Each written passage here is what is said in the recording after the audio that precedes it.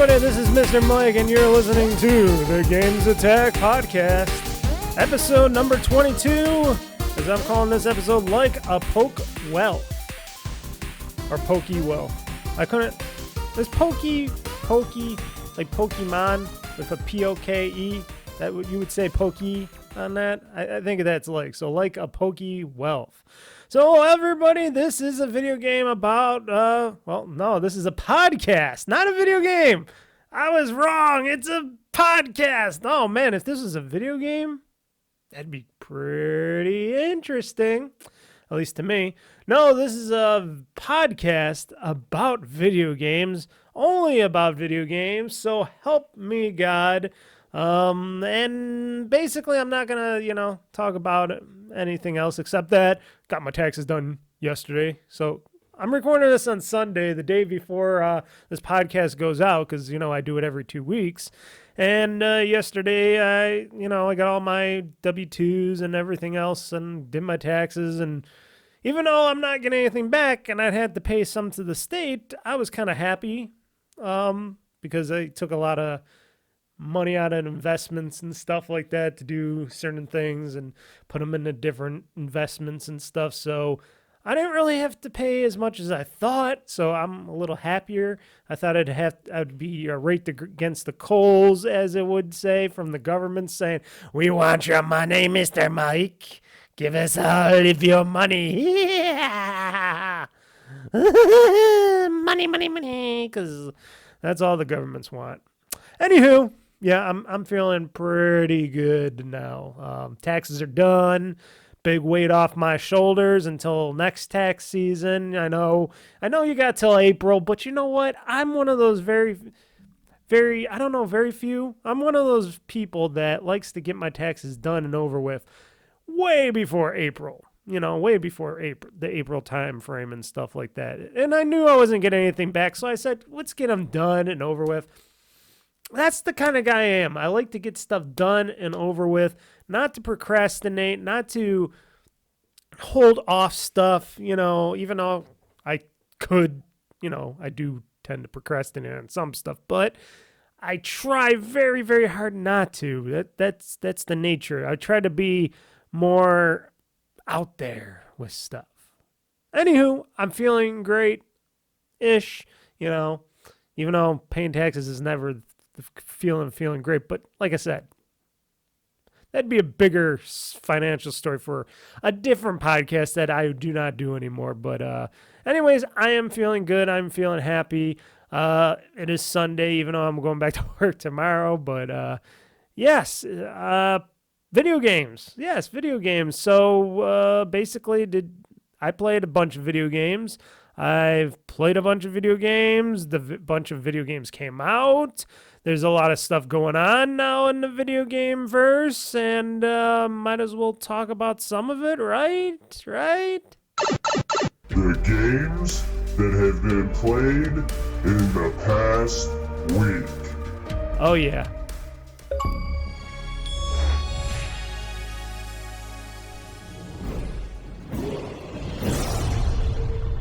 That's a good game. Enjoy your gaming. Oh, yes. Enjoy your gaming. I miss those. So, played a bunch of games, like I said, over the few weeks. A couple of these games just came out, and they're amazing. I might as well kick it off with the main game that I am also streaming every Friday and putting out extra episodes that are pre-taped during the week. I know I just started doing it not too long ago, but I played a bunch of this game. I played it has to be over 10 hours right now, right? Actually, I should check my app because it usually says in the app, not 100% of the time, but sometimes you can get like the app to tell you, the Xbox app to tell you how much you played of a game. I don't know if it's going to do that or if it's accurate, but let's see if it does a status. Okay. Okay. That seems accurate enough to me. So games came out. I played a bunch of these games. There's games that have been out for a while. I played a few of those. So I'm going to kick off the first main one that, of course, like I said, I've been streaming. I stream every Friday, 8 p.m. Eastern time, except for the first Friday. That I had an all-day stream. I was streaming in the morning and then streaming at night throughout the night. And then, like I said, I have my separate episodes. That would be Like a Dragon, Infinite Wealth, with your pals Ichiban and Kiryu. And Crew, of course. Of course, you got your other pals as well.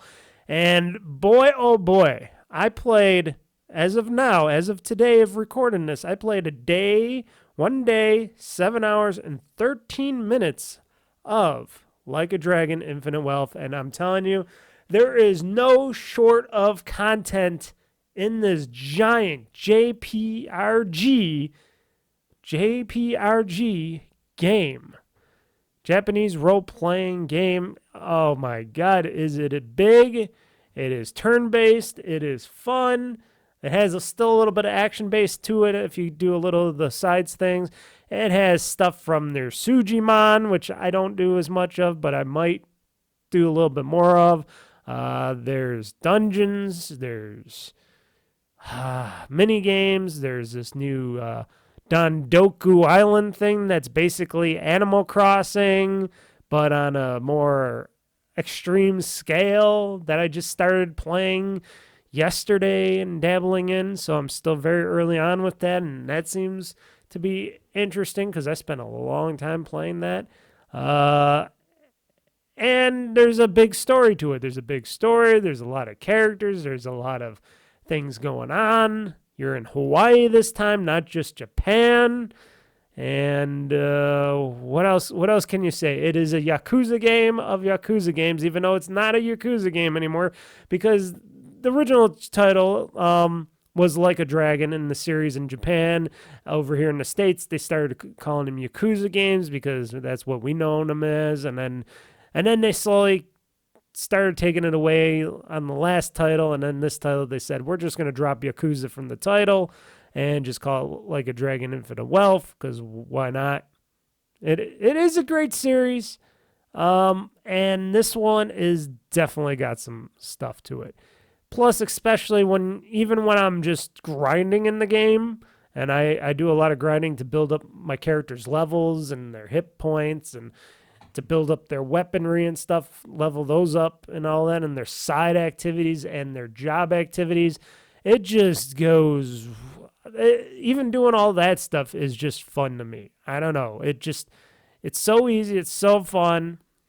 Just battling people on the streets, battling characters, etc., etc. I just have fun wherever I go in that game, and always discovering new things going on, and side story, sub-story encounters, I should say, because I think they call them just sub-stories, not side stories, but sub-story encounters and missions. And as Ichiban, I'm still playing as a hero because I can figure out, I can change into different things. Like I'm starting to learn how to change into different work styles, but none of them interest me as much as just the basic main job set for Ichiban, and that is being a hero. And I have his baseball bat. I have upgraded his baseball bat, and I am continuing to upgrade his baseball bat on how badass that baseball bat is. It's not just a barbed wire bat. No, it's a gold bat with spikes coming out of it, and it is hungry. Or I should start talking like Negan. She's a vampire bat, and she's hungry. Oh, my. Oh, dearly Lord, she is a vampire bat. It would be pretty crazy if they put Negan in one of the future Like a Dragon games, or even a side story or something. That would be pretty funny. I think, because they're in America now. They're in Hawaii. That's America. Why not? They'll have tourists there. Why not have Negan come in with his barbed wire bat and go, hey, this is my vampire bat, and she's hungry. Yes, I'm stuck on Negan. There's a reason for it. It's not just I brought it up because Ichiban uses a baseball bat to bash people's heads in, which it does a very good job at. But there's another reason coming up on why I'm talking about Negan a lot. But this game is fun. And the story, Ichiban, he's trying to find his mama. They told him his mama's alive somewhere in Hawaii. So he goes to Hawaii to go find his mama. He finds out there's other Yakuza-like people after her and other factions and other bad people like the Barracudas are after her, which the Barracudas are led by Danny Trejo, his character. And things, go sideways, upside down, all that stuff. And Ichiban, he meets up eventually after he gets into a whole bunch of crazy trouble. He meets up with Kiryu, who is also on the island of Hawaii. And, Kiryu has the same mission to find Ichiban's mother for some reason. Some reason everybody wants to find his mother, even though he was going to find his mother just to reunite, reunite with her because he never met his mother before because she left him in Japan all those years and years and years and years and years ago because, he grew up in a soap land and all that. And he found out his father was his patriarch of his faction when he was still a Yakuza. And, he never knew his mother. He was always told she was dead and all that. And then he finds out that she's alive. But I got a feeling in this game, yes, they'll reunite. I heard people talk about that. So pre-spoiler alerts, I guess they do reunite. But I'm like thinking, is she going to survive this game? Because usually when they got these other secondary or side characters or these missions, they always like to kill them off. They always do that. It's like, oh, he met his mom. Oh, it's mom and son. Oh, she's dead. Okay. I have a strong feeling on that. Now, don't quote me on that because, like I said, I haven't finished the game. I haven't even barely. I'm on chapter, I think, 6. I think I just started chapter 6 if I'm not speaking on my ass here. There's a lot of stuff to do. There's, I think, 14 chapters, and I don't know if there's a chapter after that. I think it might just be 14 chapters. So I'm on chapter 6, so I'm still pretty early on, even though I played over a day and some hours of it. That's including the grinding and the side missions I've been doing and the side videos and stuff. And, of course, it's going to just grow ever bigger because, like, after this podcast, I'm going to go ahead and play more Like a Dragon Infinite Wealth on my ROG Ally, which plays it very well, mind you. If any of you want to play this game on a handheld, and all I can speak for is the ROG Ally right now, the Asus ROG Ally, because that's the only handheld PC gaming device that I have, it does run Like a Dragon Infinite Wealth very well, which I was very surprised on how well. And this is on middle setting. Like, I think everything's up on high. I don't remember, but when I was checking the graphics settings on it, display graphics settings and all that, and all the stuff and all that, they even had ray tracing on it. I turned that off and all that because I'm like, I don't need the ray tracing and the DLSS and stuff like that on there, all that extra stuff. But it had everything on high, so I kept everything on high. I turned off motion blur because I don't like motion blur in games. I know a lot of people keep that stuff on, but for me, I feel like motion blur in games is just to me. I don't know why. I have to turn it off, and I had to change a few controller settings and stuff like that, minor controller settings, because I kept turning auto fight on, and I'm like, no, I want to do the fighting. I don't want the computer to do the fighting. I want to do the fighting. And sometimes I accidentally hit it, and I'm like, why is my character's fighting? Why are they doing moves that I don't want them to do? Why are they wasting my MP? Even though in this game, in the Like a Dragon Infinite Wealth, it's not, you can waste your MP, but there's always a lot of places you can go and buy more MP for your characters. And that's basically fight points. That's using your special abilities, which a lot of your special abilities, if you look at it, uses MP. It says on the side, this is how much MP it uses, blah, blah, blah, blah, blah. HP, of course, easy to get because that's just anything you eat, drink, whatnot, recovery spots. But MP, you could get from recovery spots if you want to go back to the bar that you go to, the dive bar. What is it called? Revolve, which is basically like the other bar over at Japan, but this is the one in the Hawaii.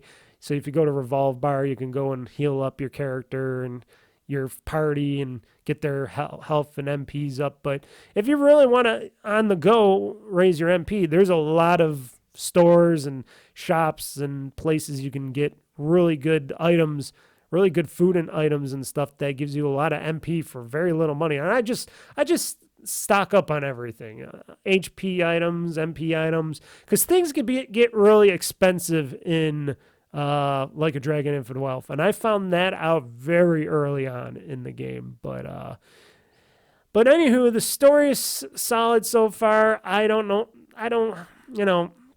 whole finding the mama thing and all that's okay and all, but you got that other kind of side story that's in the main story. But basically, if you didn't already know and you don't watch any of the extra content or you don't watch any trailers and stuff, which this was announced in the trailer, if you watch the actual Infinite Wealth trailer, Kiryu has cancer, uncurable cancer, and he's only got so many months or days or months to live. I'm sure they're gonna have it where he dies at the end of the game and somehow, and when he's fighting or something, he's gonna go down fighting. I have that feeling.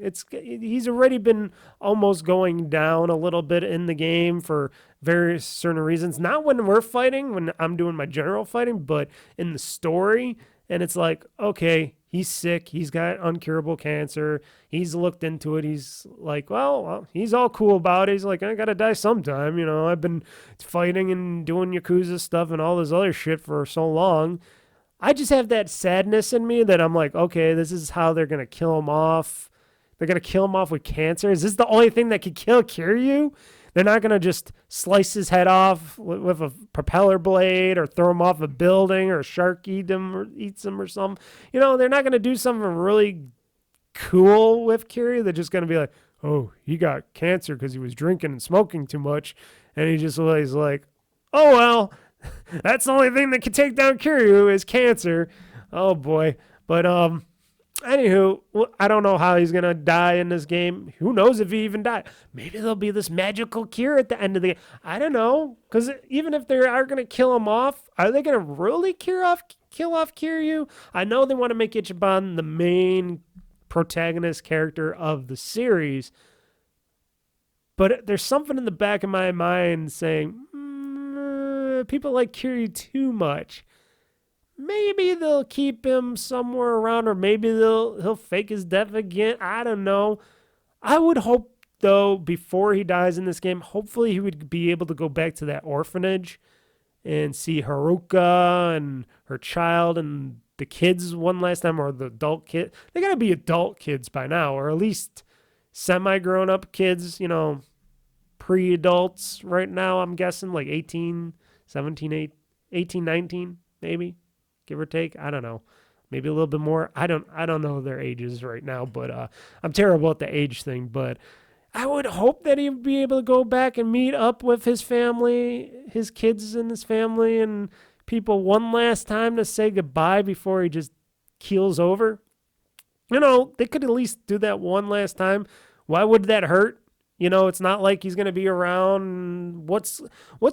I know the faction that he's with right now, the Secret Agent Society faction, that they don't want him to get noticed, even though he's always noticed by everybody, but they don't want him to go meet up with the kids one last time for some reason, but he's going to be dying. Who cares? If he completes this mission, let him go see his family one last time, and then good. That's a good way to end this Kiryu's story, end it in happiness.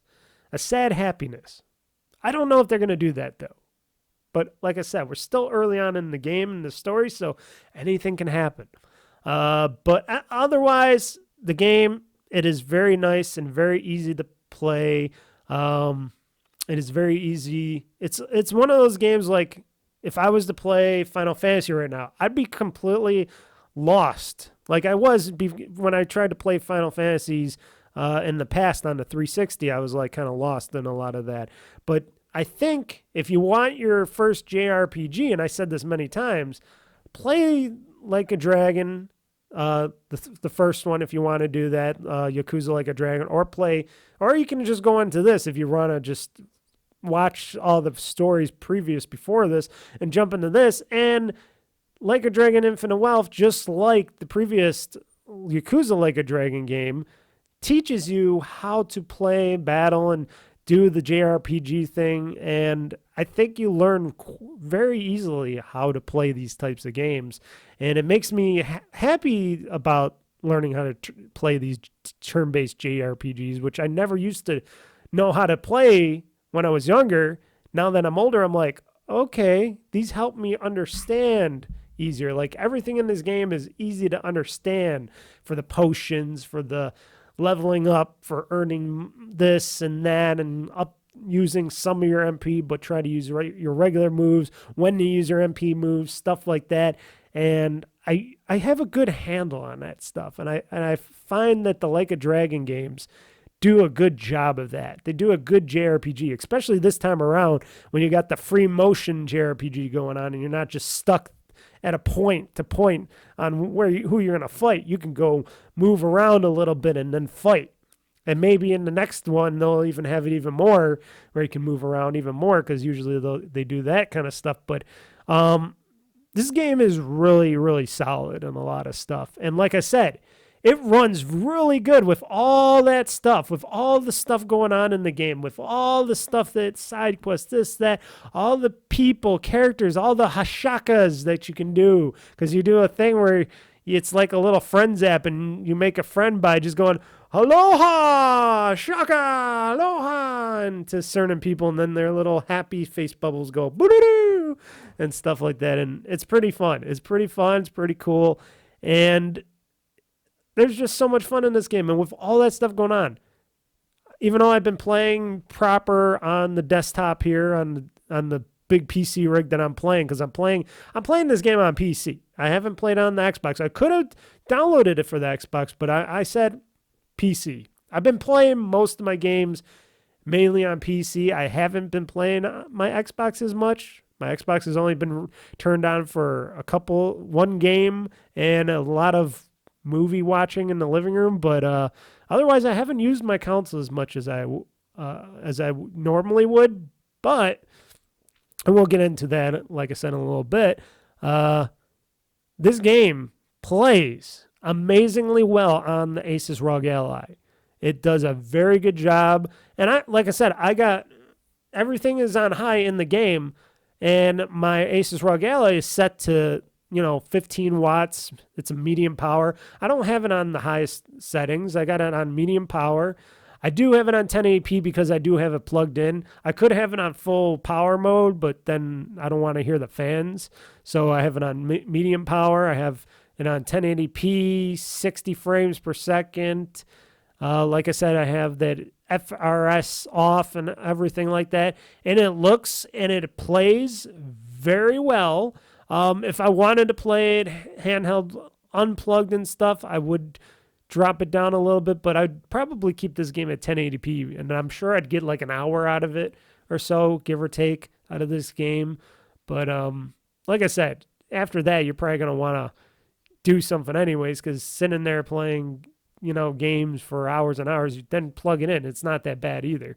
So that's what I've been doing, playing my ROG Ally plugged in, playing that game as well on the couch or whatnot, because that's fun. Because I don't always want to be, sucking up all the electrical juice from my giant computer here, because this beast of a machine does suck a lot of watts out of watts. And I see my electric bill just going skyrocketing, because I'm like, yep, I'm using a lot of compute juice out of it. So that's where I get the balance from. I'll play it proper on streams and videos, and then I'll play it like for grinding sessions and other stuff, like when I played Dondoku Island on the handheld, which is going to be my little Animal Crossing for the handheld when I play it on the Asus ROG Ally, but it plays remarkably well. I can't tell you about the Steam Deck or any other portable gaming device, but the ROG Ally, that thing kicks ass, and it looks beautiful, plays beautiful, it sounds great. The game sounds great on the speakers. It's just really good device.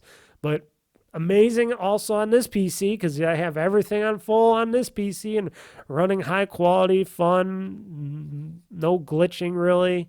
And I've just been having a lot of fun. It is a strong title. Now I do note that and I don't know if anybody's been talking about this since, but yes, the no new game plus mode, unless if you pay for the higher tiers, that is kind of a bummer for people. Not for me, because like I said, after I beat the game and play and do all the stuff I want to do in the game, which I usually do. Like I said, I do all the side stuff. I do all the grinding and stuff on the sides.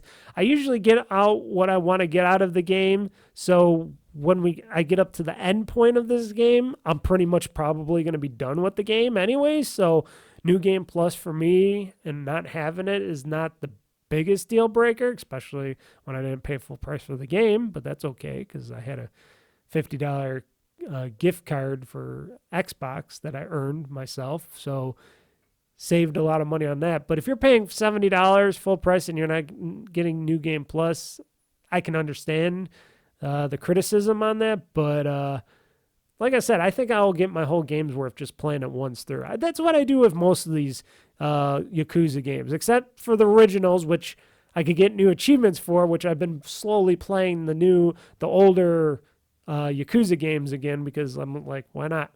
Why not get back into them? But this is going to be one of those games that I'm really happy to be playing. Even though I just came off of, not too long prior from this game, when Like a Dragon, what was it called? Was it called Like a Dragon? Or, oh, shoot. I am blanking on the whole name because I'm being stupid, because it's been a little while. But was it called Yakuza? Give me Like a Dragon Gaiden, The Man Who Erased His Name. That was the game prior. There we go. Good thing I have this all on my phone app here so I can see it. But Like a Dragon Gaiden, The Man Who Erased His Name, which I just played prior to that, that was like bringing up the original kind of gameplay skills of the original Yakuza games, with Kiryu being the main center, where he becomes an agent, and it's a stepping stone from that. From a bridge from Yakuza Like a Dragon to Like a Dragon Gaiden, The Man Who Erased His Name, to this game. So you get that middle story in, and it brings you into Like a Dragon Infinite Wealth. And you know what? I can keep playing this. If they brought on another one after this, not too far in the future, I'd be playing that as well. Because that's how crazy I am. But anywho, as you can tell by what I'm talking about and my voice, and like I said, I can mention so many things about it. Like I said, this game is just chock full of fun and craziness. Mini games, you get your arcade games in the mall. They got some arcade games. I like playing darts in this game as well. I played a little bit of darts in this game. They got the vocational school in here that I got to do those stupid tests, which I finally found a good test answer cheat sheet. So I'm good on that.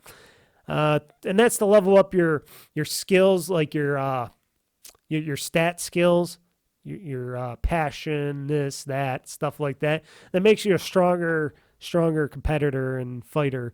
And then, like I said, they got the Sujimon stuff going on. I'm not too big onto that, but I think I'm going to try a little harder to get into that this time around, and try to create a Sujimon fighting force that I can win in a lot of the Sujimon battles and level up my Sujimon and, just do some extra stuff with them.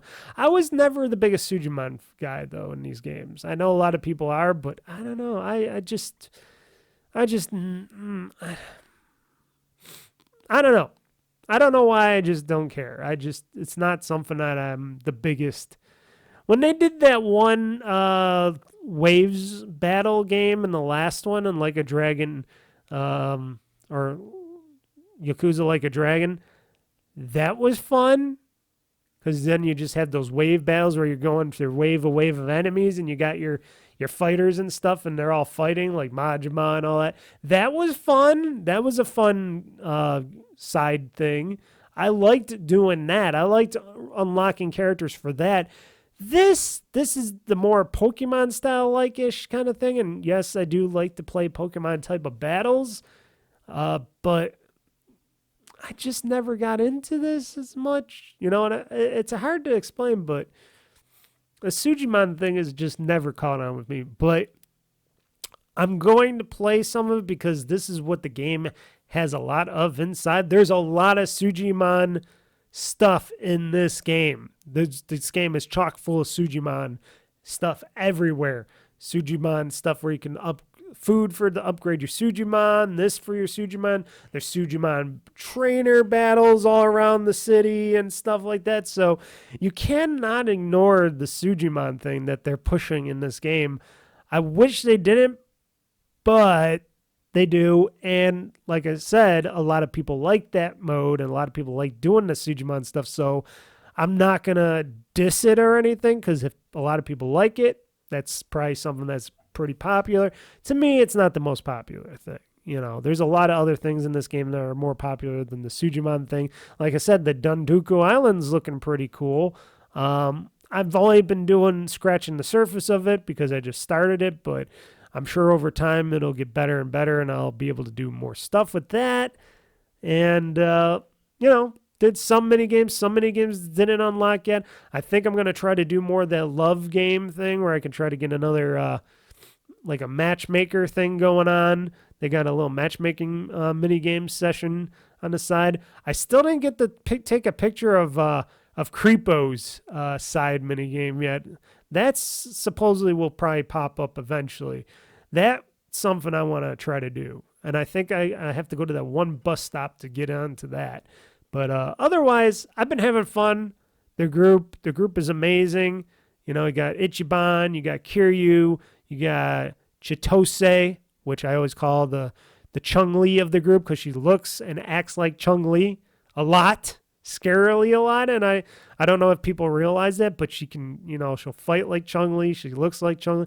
Sure, I know you're going to say she doesn't got the thunder thighs, though, but she's got some pretty powerful legs, and she does all the jumping and twirling and backflips and spinning, and she used a lot of kick and fighting martial arts kind of dance moves styles, and she just got that look like, oh, that's Chun-Li. They snuck in Chun-Li in this game. And then you got the cabbie guy, which I always forget his name. What? Todomoto or something? I always forget his name. I don't really care for that guy as much. But he's in it. He's in the group. And I'm thinking in the near future of this game, I'm guessing all the older group members like Adachi and people are going to be coming in this part of the game. They were in the beginning part of this game, but when you left Japan, you left them all behind, but I guessing they're going to come back in the game sometime, and you could choose some of them as your party members. That's what I'm thinking of. Thinking of having Ichiban and some of the female characters and have a whole female group going on, because I like to look at the ladies. I like to look at the ladies on how they fight. I'm sorry, I'm a dude. That's how I am. I'm a crazy dude like that, but right now, with Kiryu and it's pretty kick-ass. It's all pretty kick-ass, and I have a lot of fun with them. I have a lot of fun battling with my crew members and, stuff like that. We met with the adult baby guys in this game. That was the creepy session there. Adult baby guys, and then there was some sad side moments in some of the side missions as well. There's some sad things going on, but there were some happy things, and like I said, it has so much variety in this game. They put so much into this game, and I believe this game is worth it to anybody that picks it up and buys it. It's a definite buy on the list, and I'm going to continue to play it. And like I said, every Friday night, you'll get a new stream of this game, and every like I've been doing, and I'm going to do it this time too. This upcoming Wednesday, you'll have a new taped session, and then after that, on Friday, you'll have the live session. So I'm thinking I'm going to just go one live session and one tape session. So live session on Fridays, tape session on Wednesdays. That's the goal of how I'm going to be playing this. And then, like I said, I'll also play this on the side where I stay away from all the main quests and stuff, and I just do a lot of grinding and little side stuff that nobody cares about. That's pretty much what I'm going to do. So I can have my extra fun in the game, because there's so much game, you know, I can focus and do more stuff. And I know a lot of people just want to watch the main part of the game through my videos, and then I'll just do all the other stuff on the sides, and they'll just have some extra fun with that stuff. I think that's a good way to portray the game and not just try to do everything in every session and have like 1,000 sessions in the game, because there's other games that are going to be coming out that I'm going to want to play. So, and of course, I still trying to, you know, I got a back catalog that I'm been hit or missing lately, but I'm definitely fully into Like a Dragon Infinite Wealth. It's just a phenomenal game.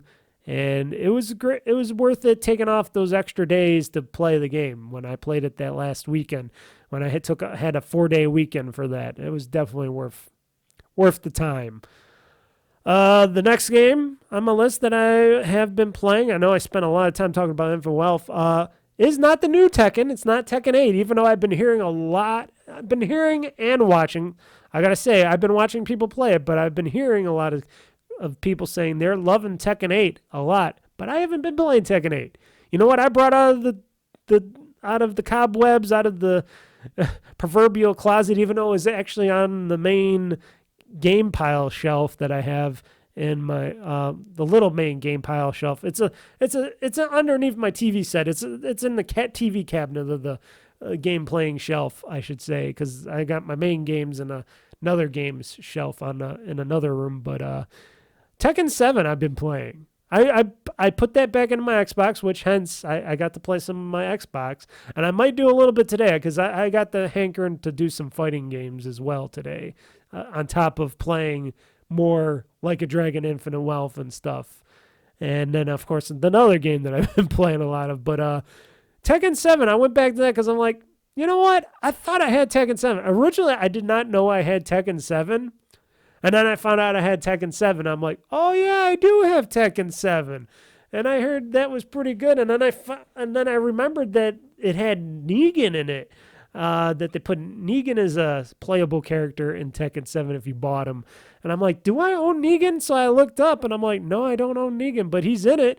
And I'm like, I'm watching a video of him, of his trailer and stuff of how Negan plays. And I'm like, I want to play Negan from The Walking Dead. And boy, oh boy, somebody's gonna pee their pants. Oh boy, here's Lucille, and she's hungry because she's a vampire bat.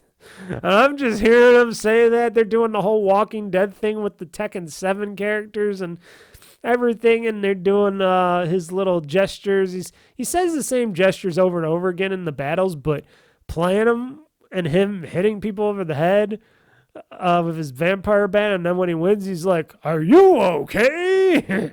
Oh, look at that! Oh, darn!"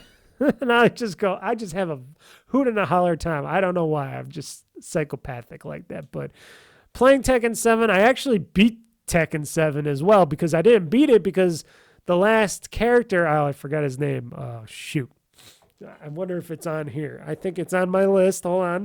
Let me bring up my list, because I think that was the last achievement I had. Hold on.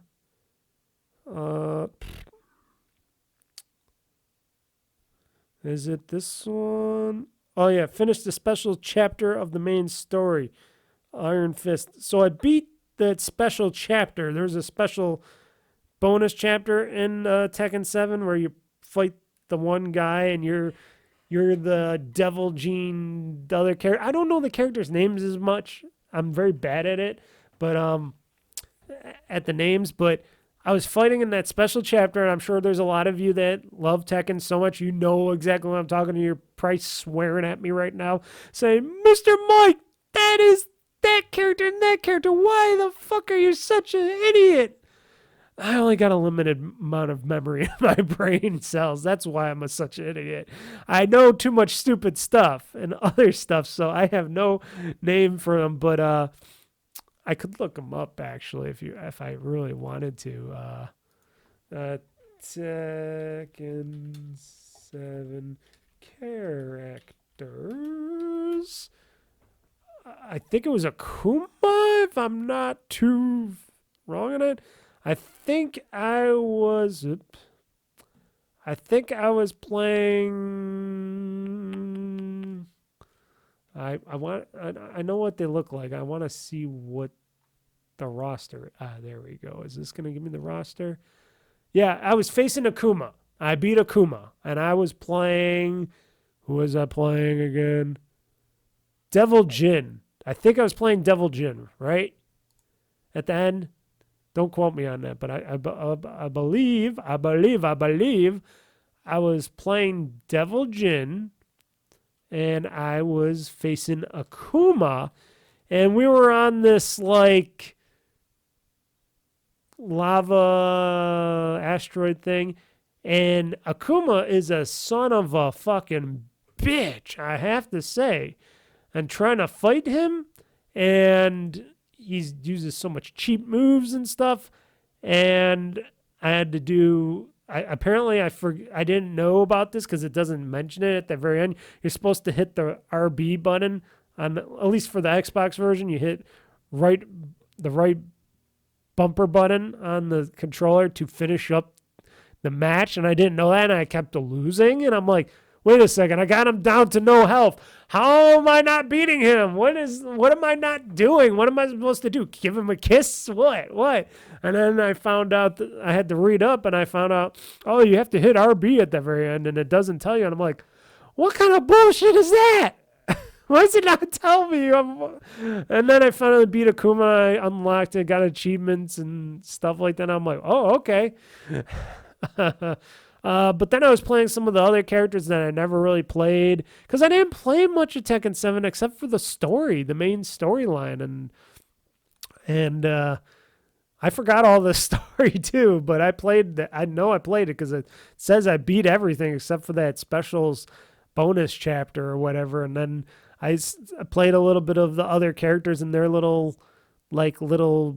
inch things, and I'm doing extra battles, and I'm playing a lot of Negan in there as well as my bonus purchased character that I purchased just to play around with him.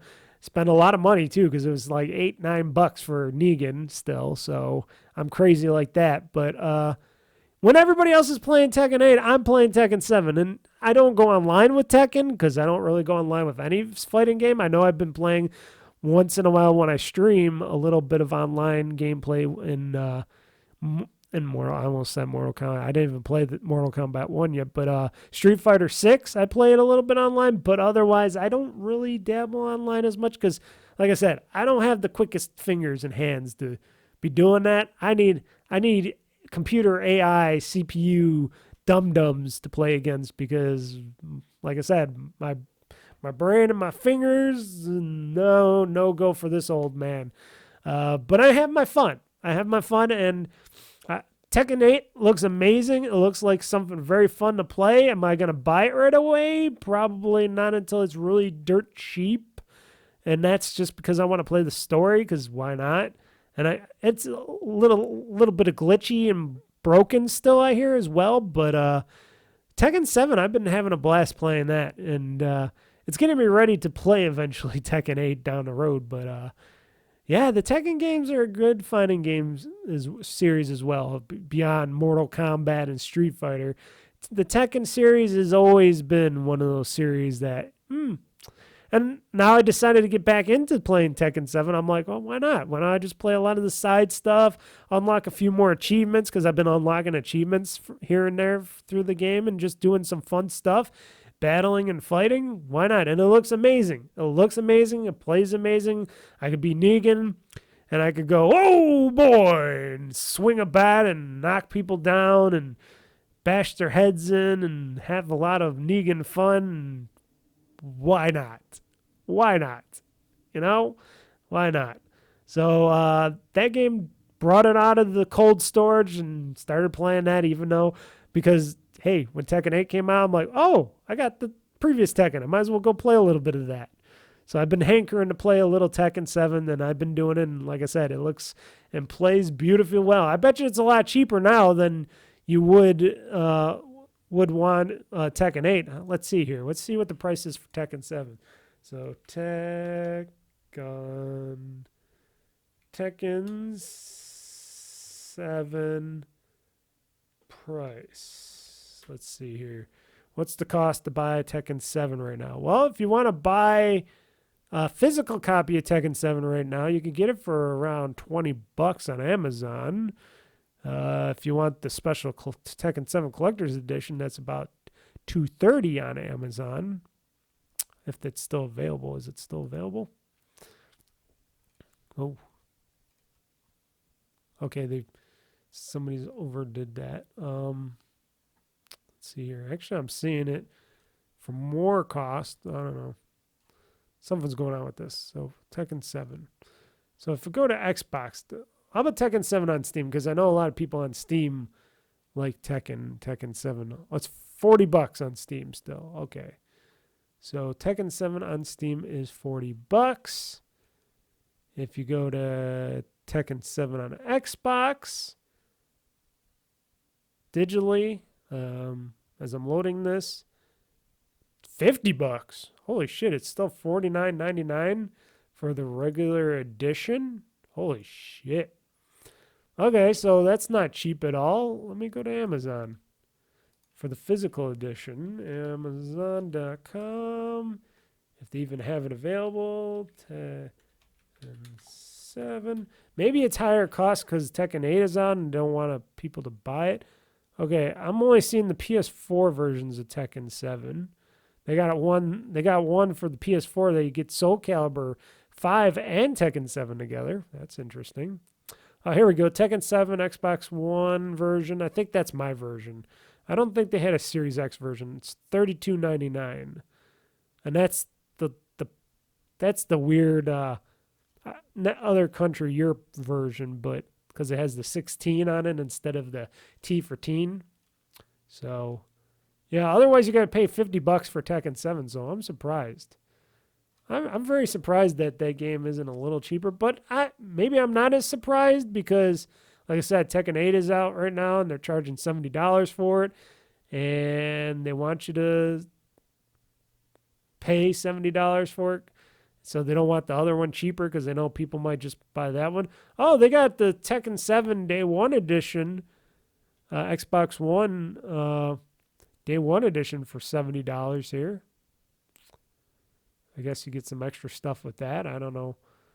Oh, it comes with Day 1 Edition, includes digital download code for Tekken 6. So you get Tekken 6 with Tekken 7. Yeah, it's not as cheap as I thought. I thought it'd be a lot cheaper, but maybe not. Maybe because it's just launched and all that, they don't want to dilute the pool of people. They're like, just buy Tekken 8. If you're going to pay $50 pretty much for Tekken 7, pay a little bit more and get Tekken 8. I can see that. Right now. But I have Tekken 7, and I'm surely I got it for like $20, $30. I did not pay no $50 for Tekken 7. I can tell you that, folks, right now. If I look up my past purchase records of it, if I went back on Amazon, I went back in the history, if it's still in there, I bet you I paid like $20, $30 for it when it was on sale. So, but having fun with Tekken 7. Tekken 8 looks amazing, but I'll wait till that's cheaper because it's something that I just jump in and play a little bit of and jump out. You know, the only fighting games that I usually buy day one is probably Street Fighter because we haven't had a Street Fighter on Xbox in a long time because it was PC and it was PlayStation and PC exclusive for a while. And then when it came out with the sixth Street Fighter, I decided why not get that, and especially when it had a create a character mode, it had this new story mode and all that, which I still got to beat, and all the other stuff. I'm like, okay, that's worth the $70 that I paid for that. And then Mortal Kombat 1, I haven't bought that yet because, frankly, I don't think spending $70 on that game is I wouldn't say worth it, but when they eventually come out with all those extra Mortal Kombat characters, those DLC characters and stuff, and do all those updates and everything else, eventually they're going to sell a Mortal Kombat Definitive Edition like they usually do. They usually sell the main Mortal Kombat game, and then a couple of years down the road, they bring out the whole special edition one where it has all the characters and all the DLC characters and stuff, and I'll wait for that one. Even though I would like to play it. I played the demo, Mortal Kombat 1 demo. It was pretty fun. It's just nothing that really screams, buy me for $70. Fun, you know what I mean? It didn't have any of the extra oomph that usually a Mortal Kombat game usually has, even though the story's strong and the characters are fun and they look good and they're voiced very well. A lot of people are saying that they're forgetting about Mortal Kombat 1 this year because they're like, they got Tekken 7, you got Street Fighter 6, and eventually they'll have more fighting games, I'm sure, down the road. I'm hoping that someday we'll hear about another... I'm trying to think of the game now because I'm stupid, and my brain never seems to unlock what I'm trying to say. When I'm like, I know the game, and I'm like, but that's why I got my handy phone here to look it up so I could just tell you guys what game it is. Killer Instinct. I'm hoping, yep, here we go. Our brain in the pocket, folks, via phone. But a new Killer Instinct down the road, I think there might be a chance for that. I would like to see a new Killer Instinct down the road. That'd be pretty fun. But anyways, like I said, been playing Tekken 7, been having fun. Tekken 8 is out. If you want to get that new fresh paint smell, new story, all that stuff, it's looking pretty fun. A lot of people are having a lot of fun with it. Me, I'll just wait. I'm patient. I'm patient on certain things like that. It's not like a Dragon Infinite Wealth where you got to get that sucker day one. And it's not like Palworld either where, shit, I need my fake Pokemon or my fake reminiscence of fake Pokemon and my Minecraft and Zelda all in one in this game, which sold a ton of copies. But Palworld, and I'll speak to this by some stories as well to talk about, but Palworld, holy shit. At first, when I was looking at it, first when I was hearing about Palworld, I'm like, okay, that looks interesting. And then I watched some people play it online, and then I'm like, oh shit, this does look a little fun, a little interesting and fun. Oh, it's got some Minecraft elements to it. Oh, it's got some Zelda elements to it. Oh, it's got these fake ass Pokemon in it.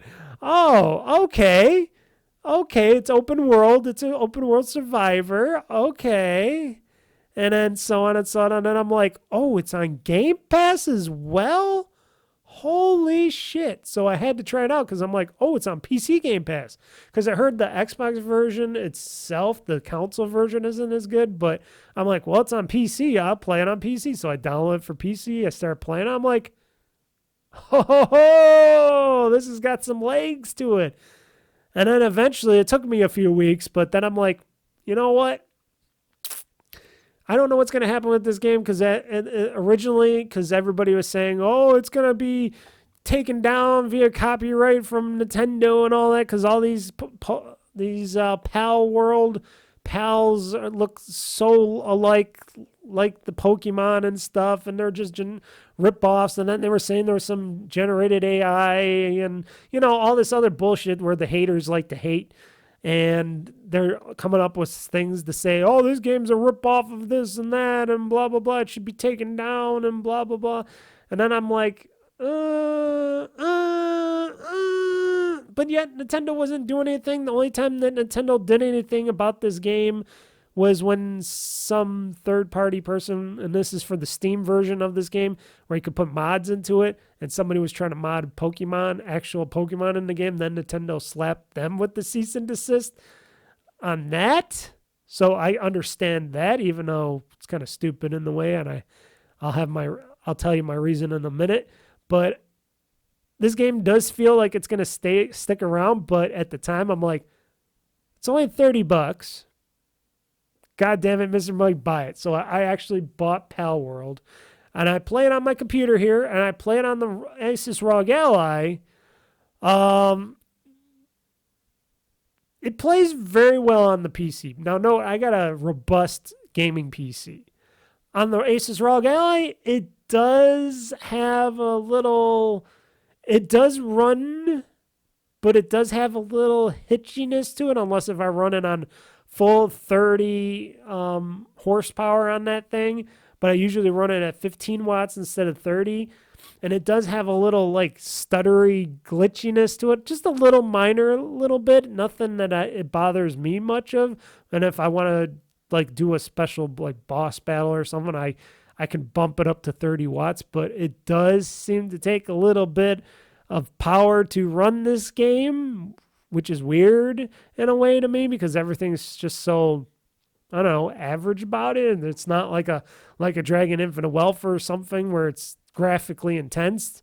So I'm guessing they haven't optimized this game for PC or anything yet. And now note, Palworld is still in game preview, folks. So it's still in a mode where they wanted to put it out so people can learn about it and enjoy it, and buy it and enjoy it and have some fun and, you know, get it at a cheaper rate before the full game comes out. But it's still in game preview because they're still working on the game.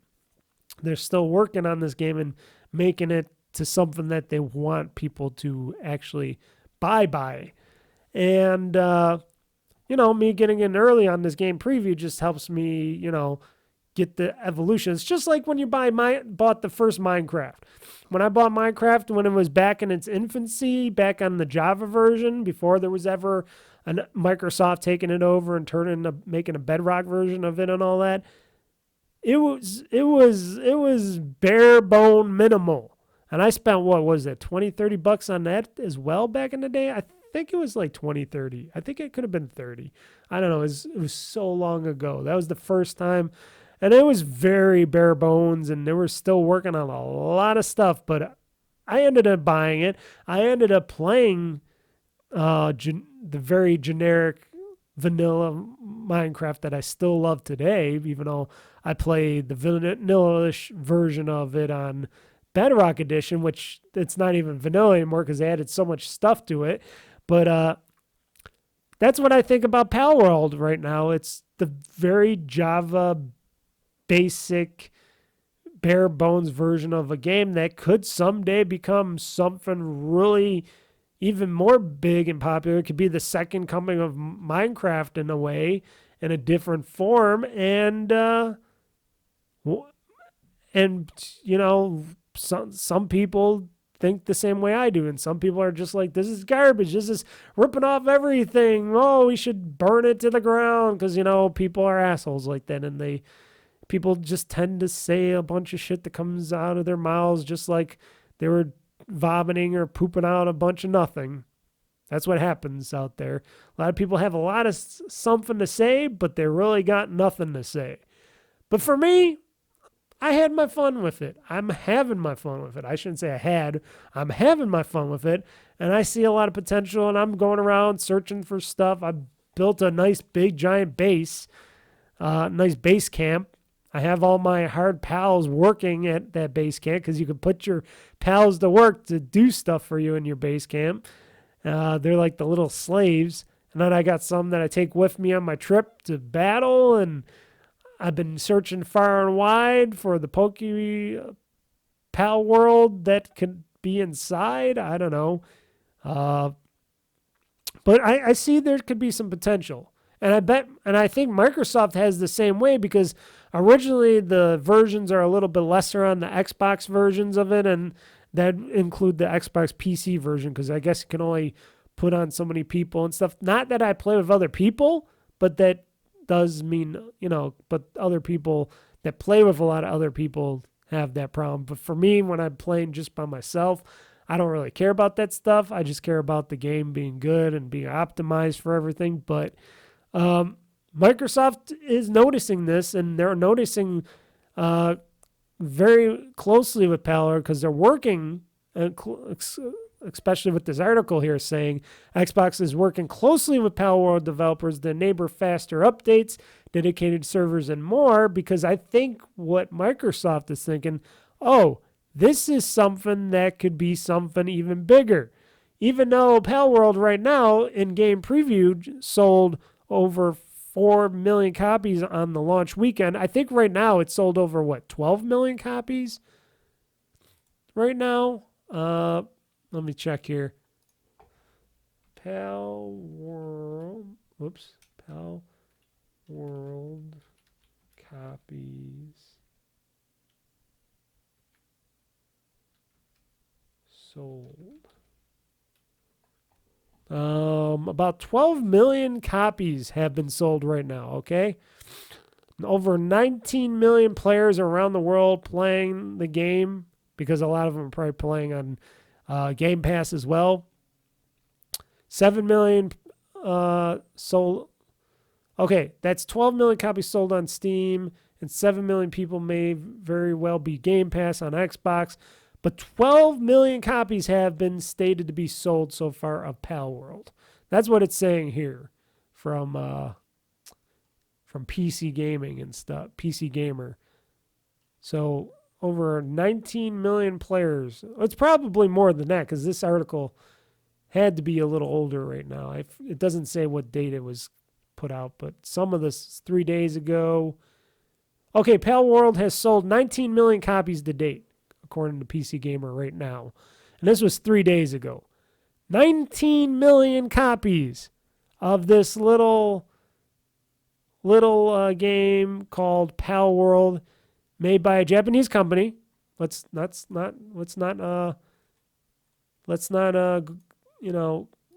hide the fact that it's actually made by a Japanese company. It's a small company in Japan, because I even looked this up, and it's a bunch of people that made this game. They made other games as well that are, some are similar to this, but they made this game, and I'm thinking, and this is just my mind, because now that Microsoft is showing more interest in this game, I'm thinking that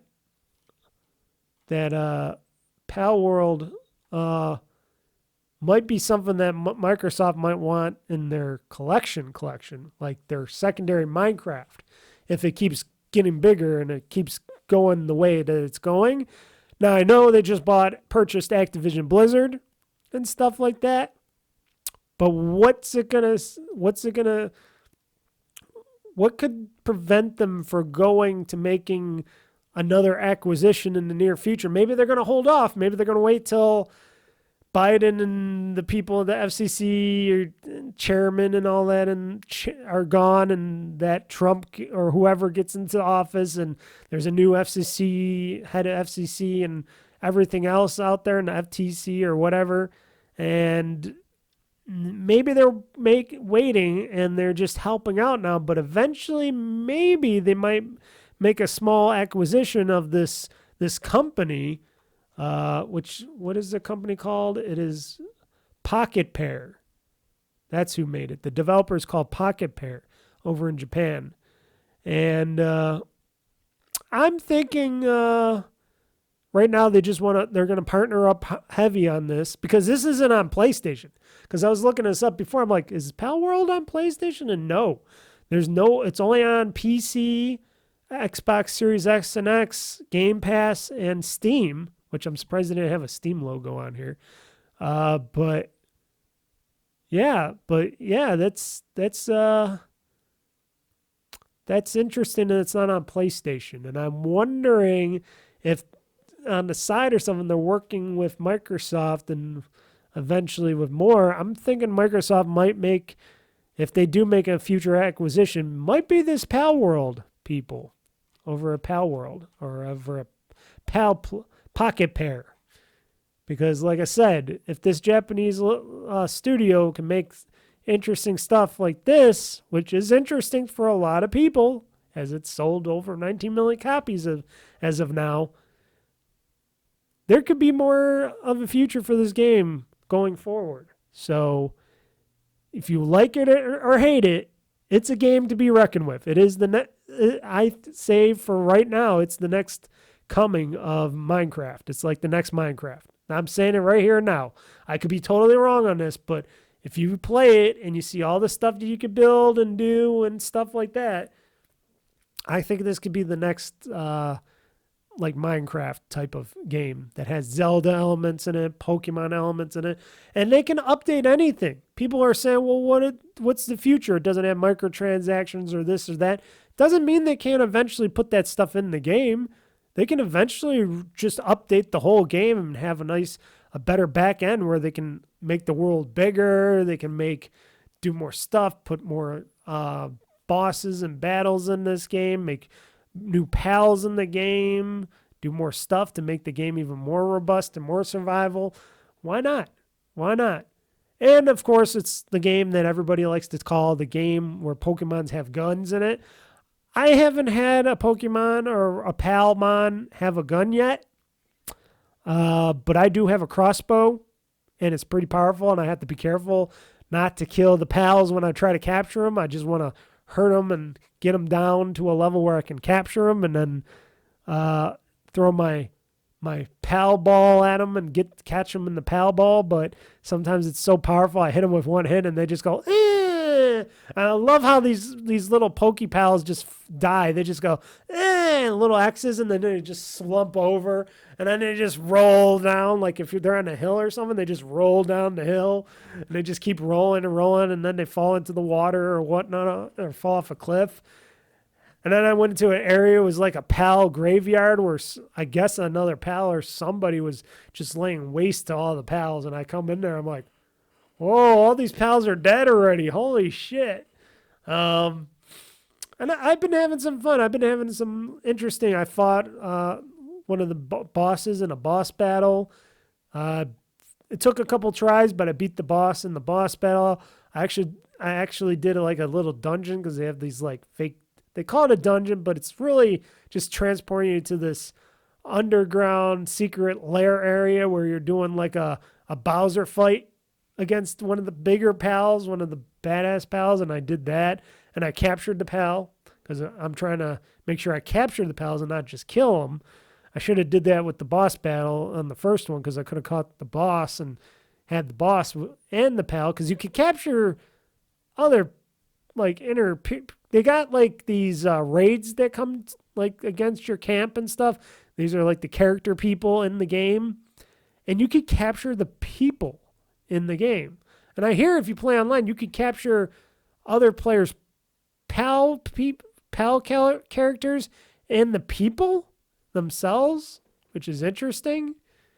I captured one of the other characters, one of the raiders in the game. I have one of them in my party. It's pretty interesting. But yeah, there's so much weird little interesting stuff. And I understand why a lot of people hate it and don't like this game, but I also understand why people do like it, because I like it and I'm addicted to it, and I've been playing it every day for a little bit or a long time. You know, I don't have to play it all the time, but I've been playing and dabbling in. If I'm not playing Infinite Wealth, I've been playing a lot of Palworld. And even though it doesn't run very well on my ROG Ally, I still play it on my ROG Ally like I was doing this morning. Or if I'm sitting here at my desktop PC, I'll turn it on very quickly, play a little bit of Palworld right here on my good old PC. And it's just a fun little thing. Like I said, it could be like one of those upcomers, you know, like everything else. Everybody's like, oh, all hating. But like I said, there could always be fresh updates to this game. Now, note, if Nintendo doesn't go and try to sue them, which they haven't yet, but hey, I guess you can sue at any time. But here's the thing. Even the Palworld people over at this company said, hey, we checked it with the lawyers. We did all that stuff. We're in the clear of any, you know, litigations or anything if we just keep it, you know, separate enough from Pokemon. And they're pretty much got the go-ahead to keep going. So I'm guessing Nintendo doesn't have enough going on anything to actually fight them legally on this, even though they don't like it because they're making a lot of money off this game, and then they got their own little Pokepals like these two guys over here. I love the cat. The cat one is pretty badass. This guy's got a little attitude problem. He does work. He's a hard worker, but he's got an attitude problem. But him, that cat, he's meowfulicious. He's a hard worker. He's a badass cat. But I like the game. I like doing a little bit of the battling, but I like building things, unlocking things, crafting things, tree punching things. It's a tree puncher.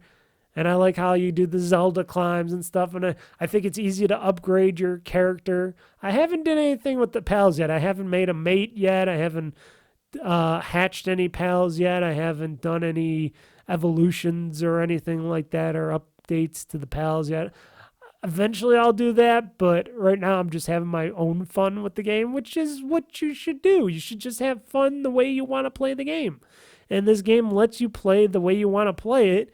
If it's not the way that they intended to, you could play it in a lot of ways. And I think that's what's intriguing to people at Xbox, at Microsoft, thinking, this could be that third-party Japanese studio that we've been looking for, that we could eventually acquire down the road, especially if we work with them and we work, like they said in this article, they're working closely with them to help them out with the updates and stuff, especially for Xbox. They say, yeah, we understand everything's not as good as it should be on our side. We'll help you with that. We'll help you with more dedicated servers and stuff. We're going to help you guys become super successful, because then one day we might come a-knocking with a truckload of cash and say, hey, you want to just be a studio under the Xbox banner? I can see that happening.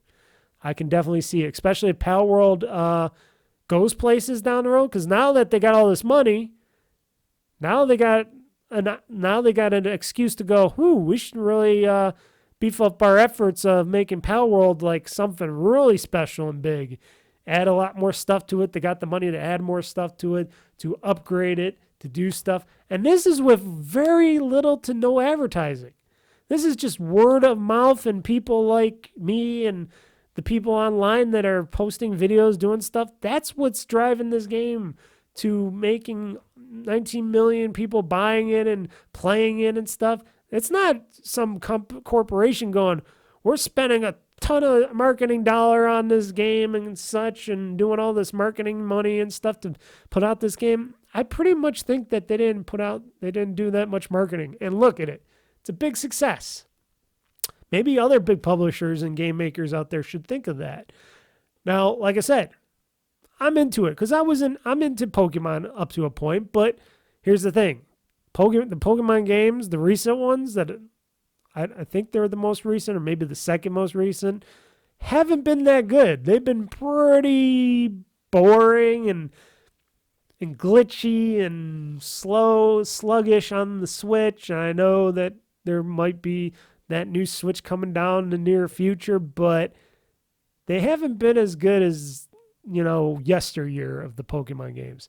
And here's another thing. Nintendo can't just go around suing people for making Pokemon and their own Pokemon or doing this and that and making something look like their Pokemon a little bit, because here's the thing. Nintendo and Game Freak do that already with the Pokemon games. They make a Pokemon out of everything. They make Pokemon out of chairs and lamps and lanterns and stuff and car tires.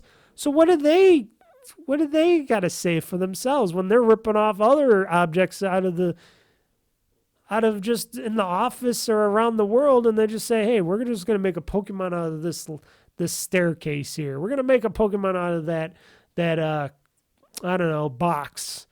It's going to be Boxtoid. We're calling our new Pokemon, it's called Boxtoid. Go and catch Boxtoid. Because that's what they've been doing for all this time. Like I said, they got a chandelier that's a Pokemon. They got a lamp. They got all this other weird Pokemons that are basically inanimate objects in our world. So what do they got to say with creativity? They lost some of their creativity with their Pokemon a long time ago.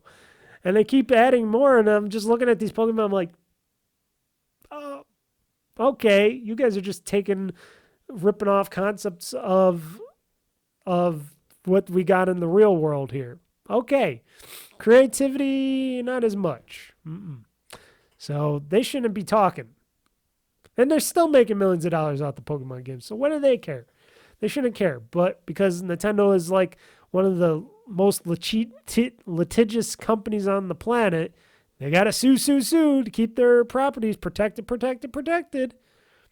Next to people like an Apple or somebody or a Google. But yeah, Palworld. Another game I've been playing and pretty fun. Here's a game, a blast from the past that they remastered a long time ago when they were acquired, or Double Fine was acquired and stuff. Full Throttled Remastered, anybody? A point and click adventure game. Finally beat that. I started playing it a long time ago, and then I haven't played it ever since. And then I started it up again, and I played it I think it was 2 weeks ago, and then into last week a little bit. I finished it, and I'm like, okay, let's play a little bit of this Full Throttle Remastered before the next, because I was waiting for Like a Dragon Infinite Wealth to come out. I'm like, I want to play something a little bit on the side, because I didn't have the heart, should I say, or the gumption to play more of Ace Attorney, Phoenix Wright Ace Attorney yet, in that trilogy, the first one trilogy that's been out. I was supposed to finish that up, but I still haven't yet. I just haven't had the ambitiousness to get back in to play that yet. But I played Full Throttle Remastered. It's okay. It's really old and it's really bad in a lot of places. Like at the more so the middle ending of the game when you're on the motorcycle and you're riding around the streets and stuff, the so-called streets, it is very horrible on how you ride that motorcycle and do the stuff that you have to do. It is very, very, very bad. I had to look up how to do that stuff, and it was very, very painfully bad. And the game is kind of short if you do it all the way you're supposed to do it. The game can be very short. It's not the longest game, but boy, oh boy. And even when it's remastered with the new graphics and stuff, it just, that gameplay is brutally awful with that click-based adventure game. And I got to say that because of only the motorcycle part of it, where you could driving around on motorcycles. Everything else is pretty decent. The story is pretty bare bone and basic. It's a whacked up basic, but it gets there. It does its thing, I guess. So not going to complain about that, but I don't know. I'm glad I tried it out. I'm glad I played it because I don't really play too many click, what is it called? Clicker shooters, click shooter, turn-based, shit. I haven't played too many click-based games, should I say. Maybe the only other click-based game I played was probably coffee. What's it called? Coffee shop. Coffee. Oh boy, here we go again with my brain. That's why I gotta look it up. Coffee Talk. Yeah, there we go. I didn't even look it up properly, and I knew it. So Coffee Talk, that's a click-based game right there. That's pretty good. That's a story-based, click-based game. There's a little gameplay in it, but the Coffee Talk games is probably the only other point-and-click adventure game that I played. But it's okay. I guess it was great back in its day, but like I said, I beat it. I tried it. I beat it. What more can I say on that? And, of course, on the end of my list, of course, I played some Microsoft Solitaire collection.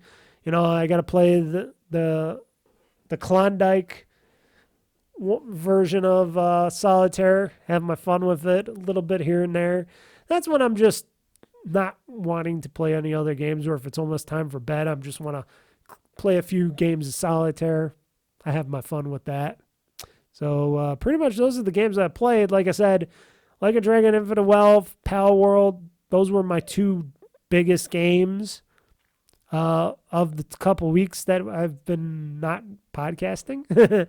Those are the games that I've been playing the most of, though. And then, like I said, maybe I'll play some more Tekken 7 today if I get some chance to. And we'll see when we go on from that.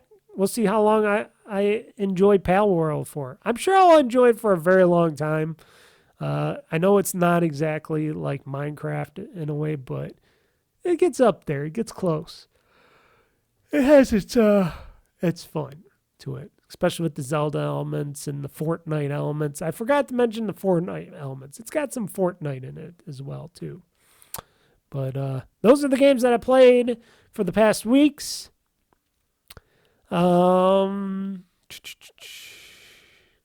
So before we get into some other stuff here, I was wondering a little bit, or I have my own sort of mind share, but a lot of people were wondering, where is Microsoft, Sony, and Nintendo going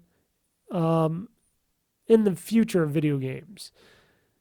Because we've been hearing a lot of stuff going on lately about how, after like Microsoft, after they acquired Activision Blizzard and stuff, they let go a bunch of people. There's a news story that I'll talk about that.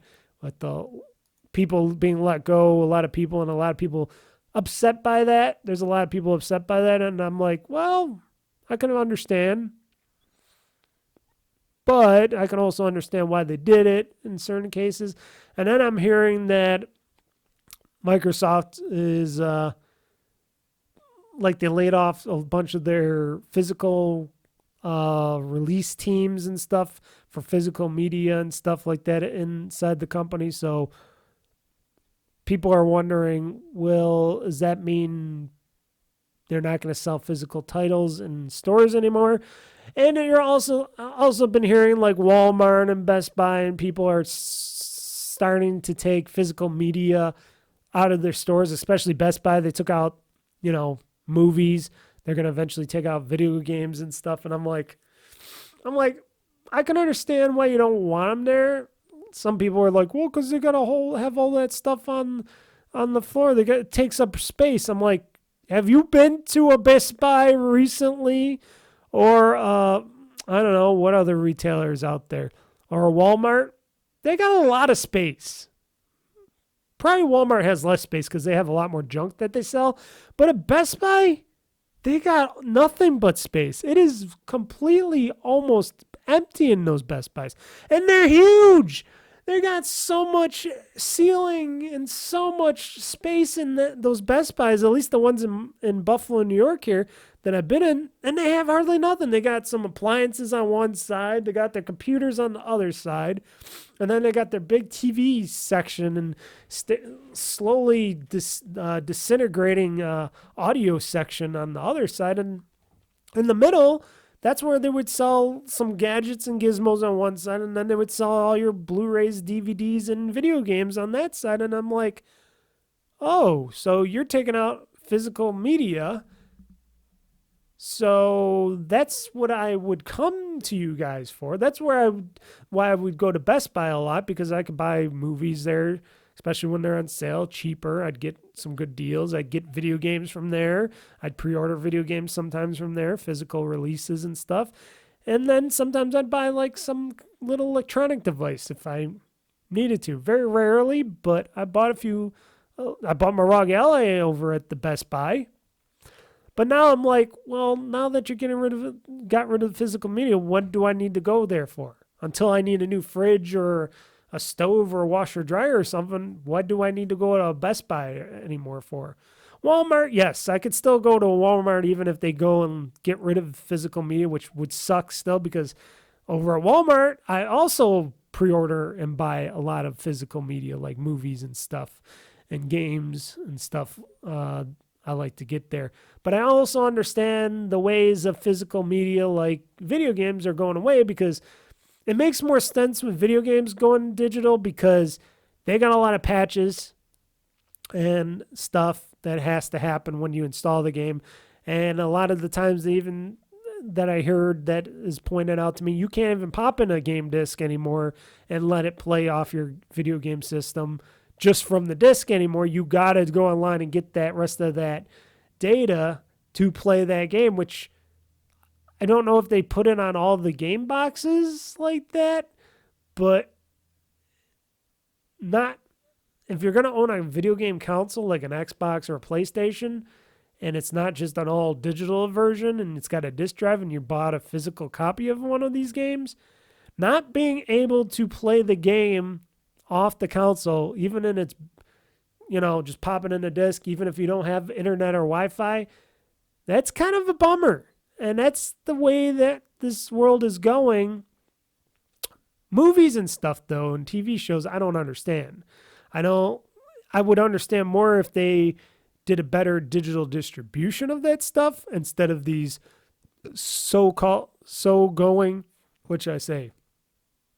these continue to get ever more expensive streaming services like Netflix, Disney Plus, Amazon Prime Video, which I used to have Prime, but then when they said they're going to raise the price of Prime with Prime Video and stuff, basically, because you got to pay like another, what was it, like $10 or something? What was it? Another $5+ I forgot it. You had to pay more money to get rid of ads in your Prime videos because I don't know if they started yet, but they're supposed to start introducing ads in their videos. Same with Netflix, same with Disney Plus, I guess. I don't know.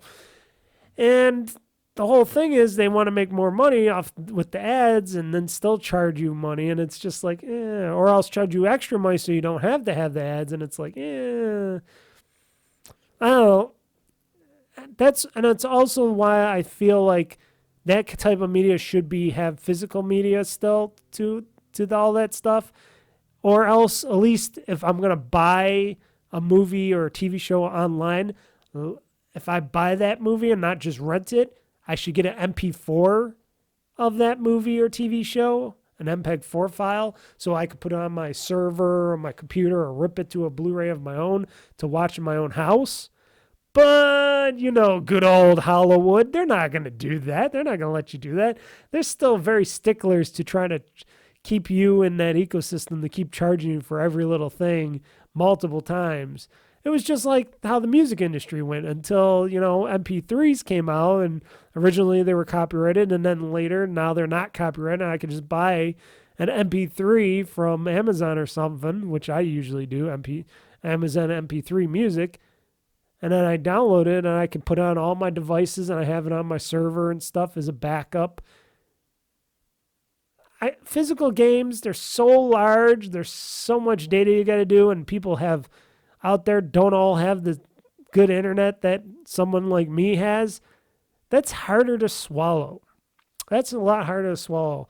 And this whole thing that says, some retailers may be done with selling physical Xbox games and such, and people, taking these games off the shelves, like I said, Walmart, and I don't know if Best Buy is going to do so or not, but I understand because more games are being sold on the Xbox digitally and the PlayStation digitally and PC, of course, digitally, which has been always digital for a very long time, that more and more of those games are being sold digitally than physical titles.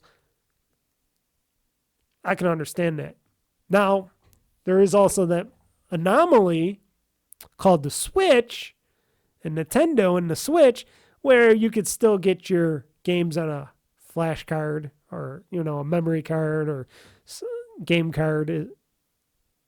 And you could still pop that into your Switch or whatever, not have the internet, and still be able to play that game. Now, no, those games also can have updates to them and such, but seemingly all those games are able to be played right out of the box, being plugged into your Xbox system, or your Xbox system, your Switch system, and they're able to be played. But yet, for the sides of Microsoft and Sony, we're still having to download big patched updates or all of the game again, download the whole game again and such like that, that it's just really, really annoying in a way. I don't know how more to explain it. I think we're going to be coming to times where people are going to be hoarding more on that stuff. Now, as of like me, if I can get stuff like movies and TV shows physically, I do. I still buy many Blu-rays. I just got my order from Amazon in yesterday. I had 3 Blu-rays of movies and a TV show series that I bought. I like physical. I like to rip them into MPEG-4s and put them on my server. And then I have them all the time. And then I have those high-quality backups on Blu-ray and stuff that I just keep in totes and stuff in the basement. Not a big deal.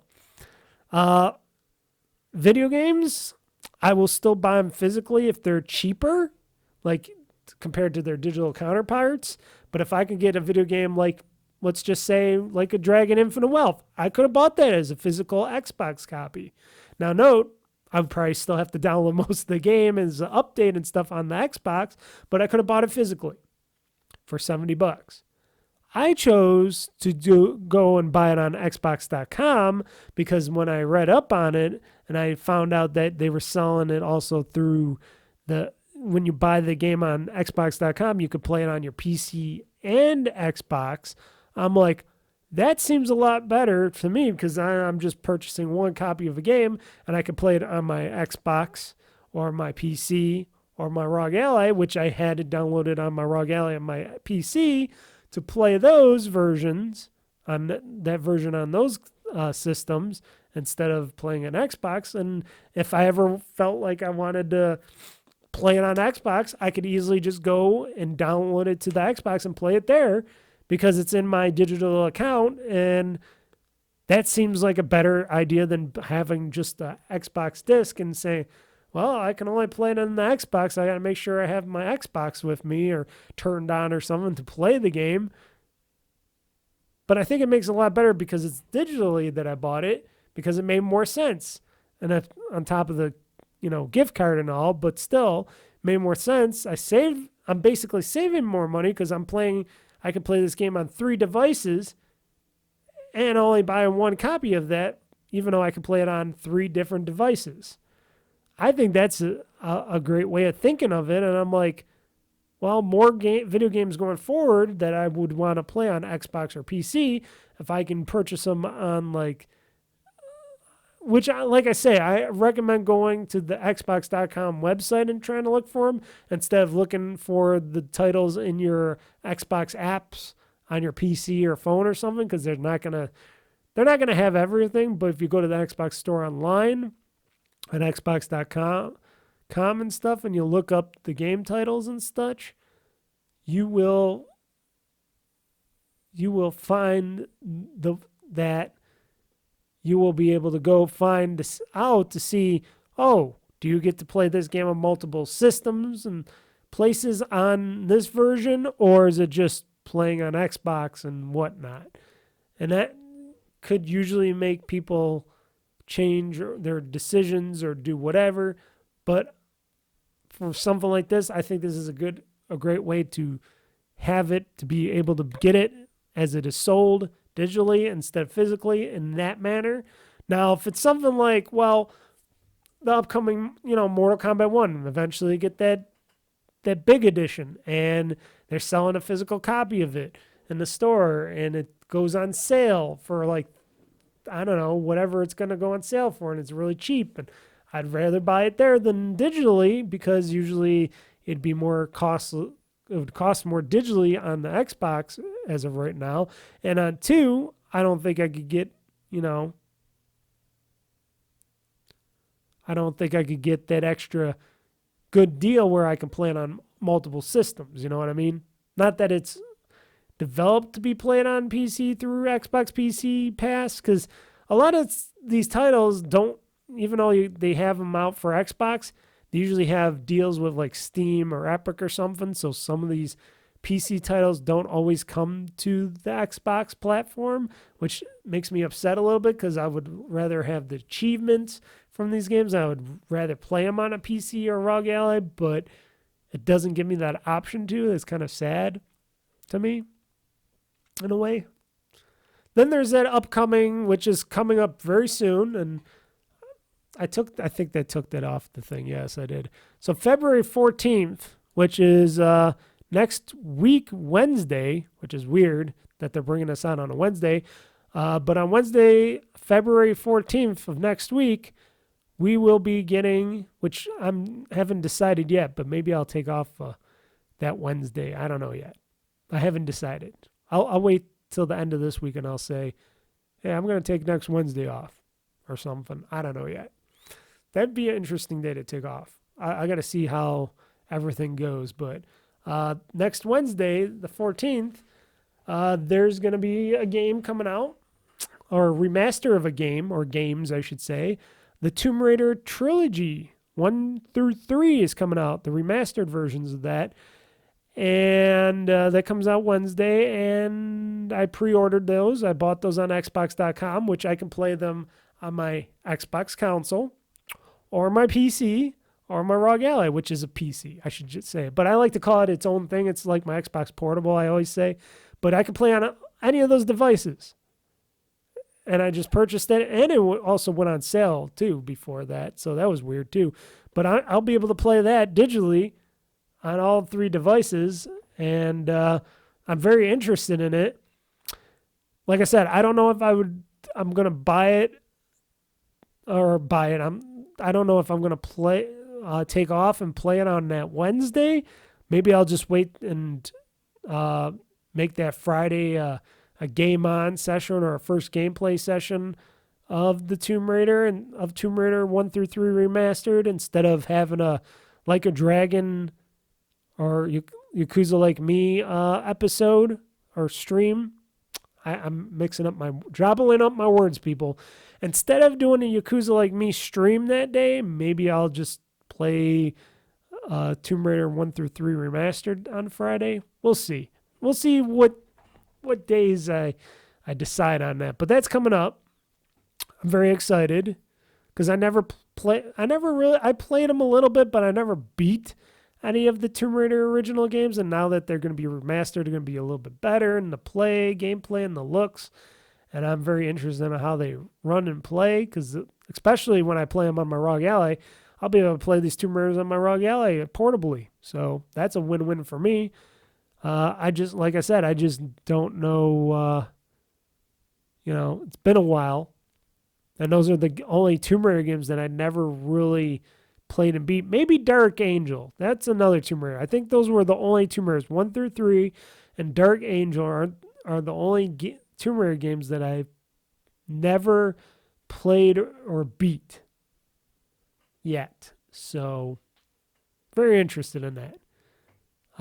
But the whole thing with physical, digital media, it's sloppy. And a lot of people are also admitting now, I've been seeing articles and people saying, ooh, this whole no physical media for movies and TV shows is looking like a grim future, because all these companies that have them all digitally, you can never get them on their streaming services. They're always being moved around. They're always being cut out and stuff. Sometimes don't even show up at all.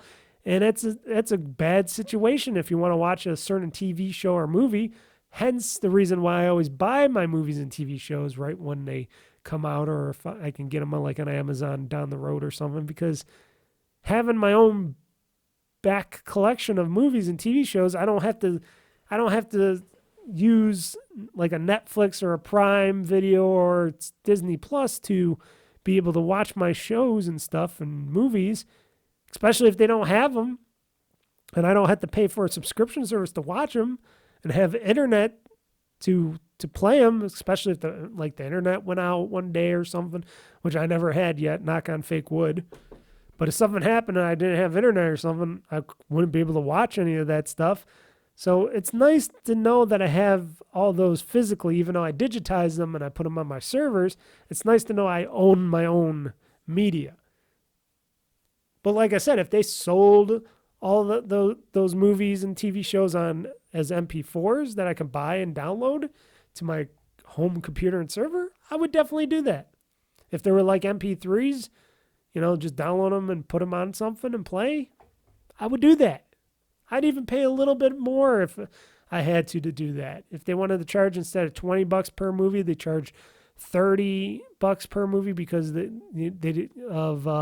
scared about copyright or people selling it off on their blankets and stuff. You know how the Hollywood is about that.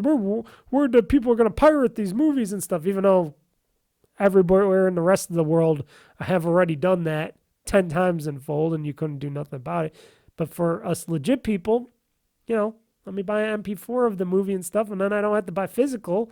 I just buy it digitally, put it on my server or something, back it up on a disc or something, but I would own that digital version. I could just put it on my servers and watch and play the best quality digital version of the movie or game or movie or TV show out there. But, like I said, the industry doesn't usually think like that. They only think one way, or else they think of ways that they can resell you on content and stuff and games and stuff, and that's usually something that's not close to my heart. But the future going forward for Nintendo, Sony, Microsoft, I don't know.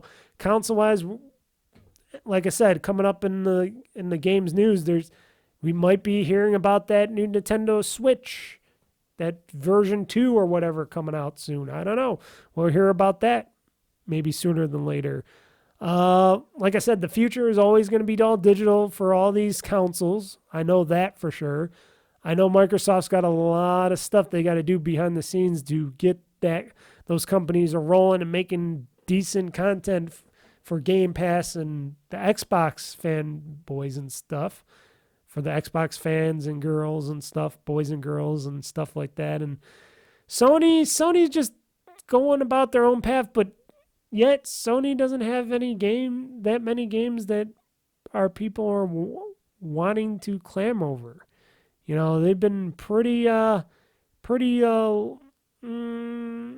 slow at the delivery of, we're going to make this game or this game or this game, or we're working on this title for the PlayStation. Haven't really seen and heard too much around that.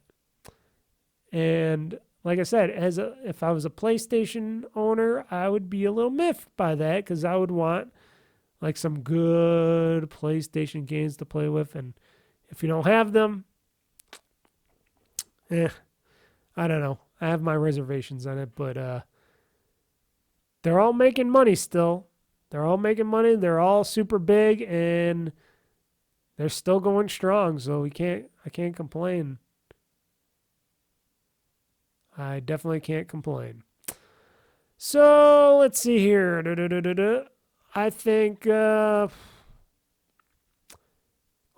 One more thing, console-wise. Like I said, Switch might be getting announced pretty soon, especially including in this article that I'm reading. But Microsoft might, down the road, come out with a new console. I don't know how soon that's going to be, but there's an article on that as well, so I might as well get into the articles. But I think Microsoft should take it easy a bit. Just push Game Pass for PC and stuff, and multi-platform, and see if more people will buy it on the Xbox or whatnot. I don't know. That's always a tricky question. New hardware. I don't know if we need a new hardware yet. It's only been a few years, and it already sounds like they want to put out new hardware, even though we just came out with these consoles and stuff during like the pandemic era and stuff like that. So I don't know. It's something I cannot put my finger on. And do any of them need new hardware? Not really, because how much more horsepower can you get out of your systems in the next bump up? And two, why don't you just try to get these game makers to optimize their games for your consoles of now and keep costs lower? Instead of trying to go, we're going to put out a new console that's more powerful, but yet the games are still going to work on your original consoles and stuff. And it just gets messy that way if you put out multiple consoles, which Sony is doing. Microsoft might do with an all digital one, but still, I don't know. With horsepower and stuff like that, Getting chapped lips just thinking about it. So why don't we get into the games talk news, because we are getting late here and I want to get through this so I can eat some dinner and play some games before the end of the day, because it's getting closer to the end of the day and I want to do that. Let's see. Oh, shoot. My phone ain't working now. What the hell's going on here? How come my phone always crashes when I want to look at it? Oh, that ain't good. I'll have to reboot this phone. Anywho, hold on 1 second, folks. I got to pause this. Okay, I'm back on. My phone wasn't working for a little bit there. It froze up. That's technology for you. Had to clear my head a little bit, too. Sitting here for a long time, sometimes you got to clear your head, especially when you're talking about hardware and all that. But one last thing that I'm not really thinking about, but do we really need new hardware for any of these consoles? I already said the power that they're putting out now, because you think about it, game makers haven't really put out and made a ton of games yet for these consoles. And two, you're going to try to charge us another $400 or $500 for new next-gen consoles in no time around. That's going to be a little bit of a stretch for a lot of people nowadays, when people are getting laid off left and right and the economy's still in the shitter, no matter what your propaganda governments keep telling us. Economy's great. People are buying and people have jobs. There's more jobs being created all the time. Yeah, that's a bunch of bullshit. It's a bunch of fake propaganda. In my mind, like I said, going forward, will I even buy another Xbox down the road? I might just keep my Series X because it's a great media center and all that, but will I have another next-gen Xbox down the road? If I can, like I said, I could get all my first-party games going forward. If I can get all my first-party Xbox games to be able to be played on PC and stuff, that's where I'm going to be playing them going forward, and I have been doing that.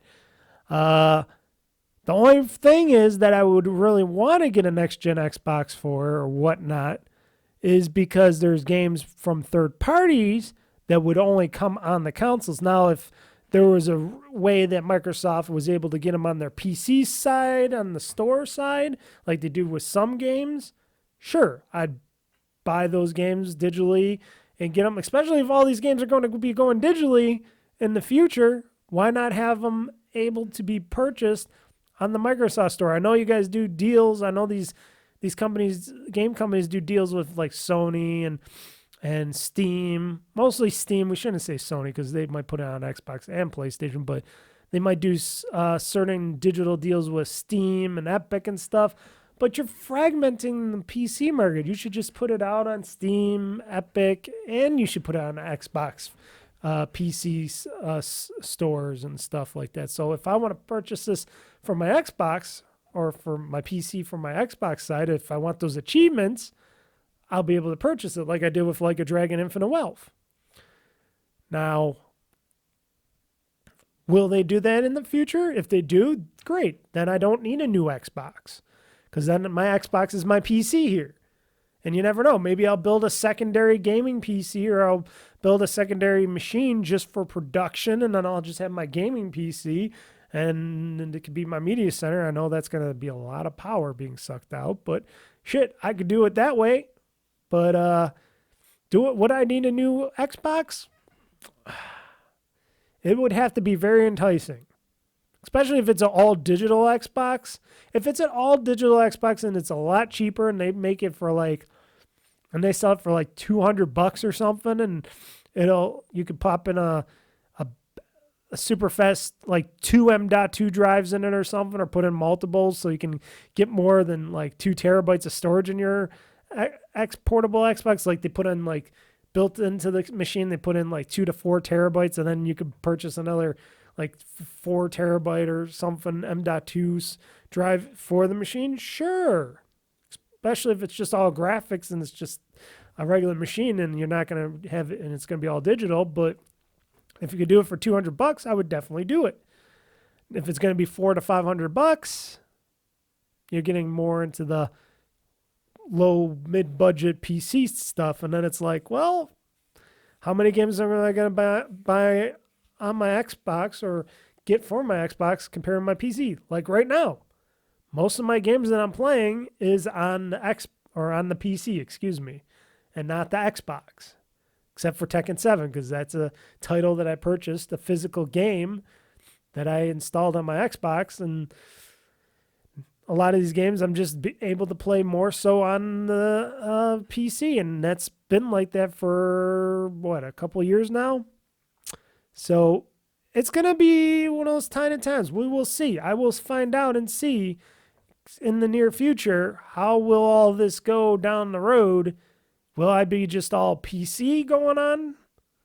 Like I said, I'll keep getting Game Pass or Game Pass Ultimate and stuff, even if I don't have a next-gen Xbox or anything, because it'll work on my Series X for a long time, I bet. But I don't know. Maybe it'll just be PC for a while. Nothing bad about that. Still an Xbox fanboy. But if they can entice me for another console for a reason, there you go.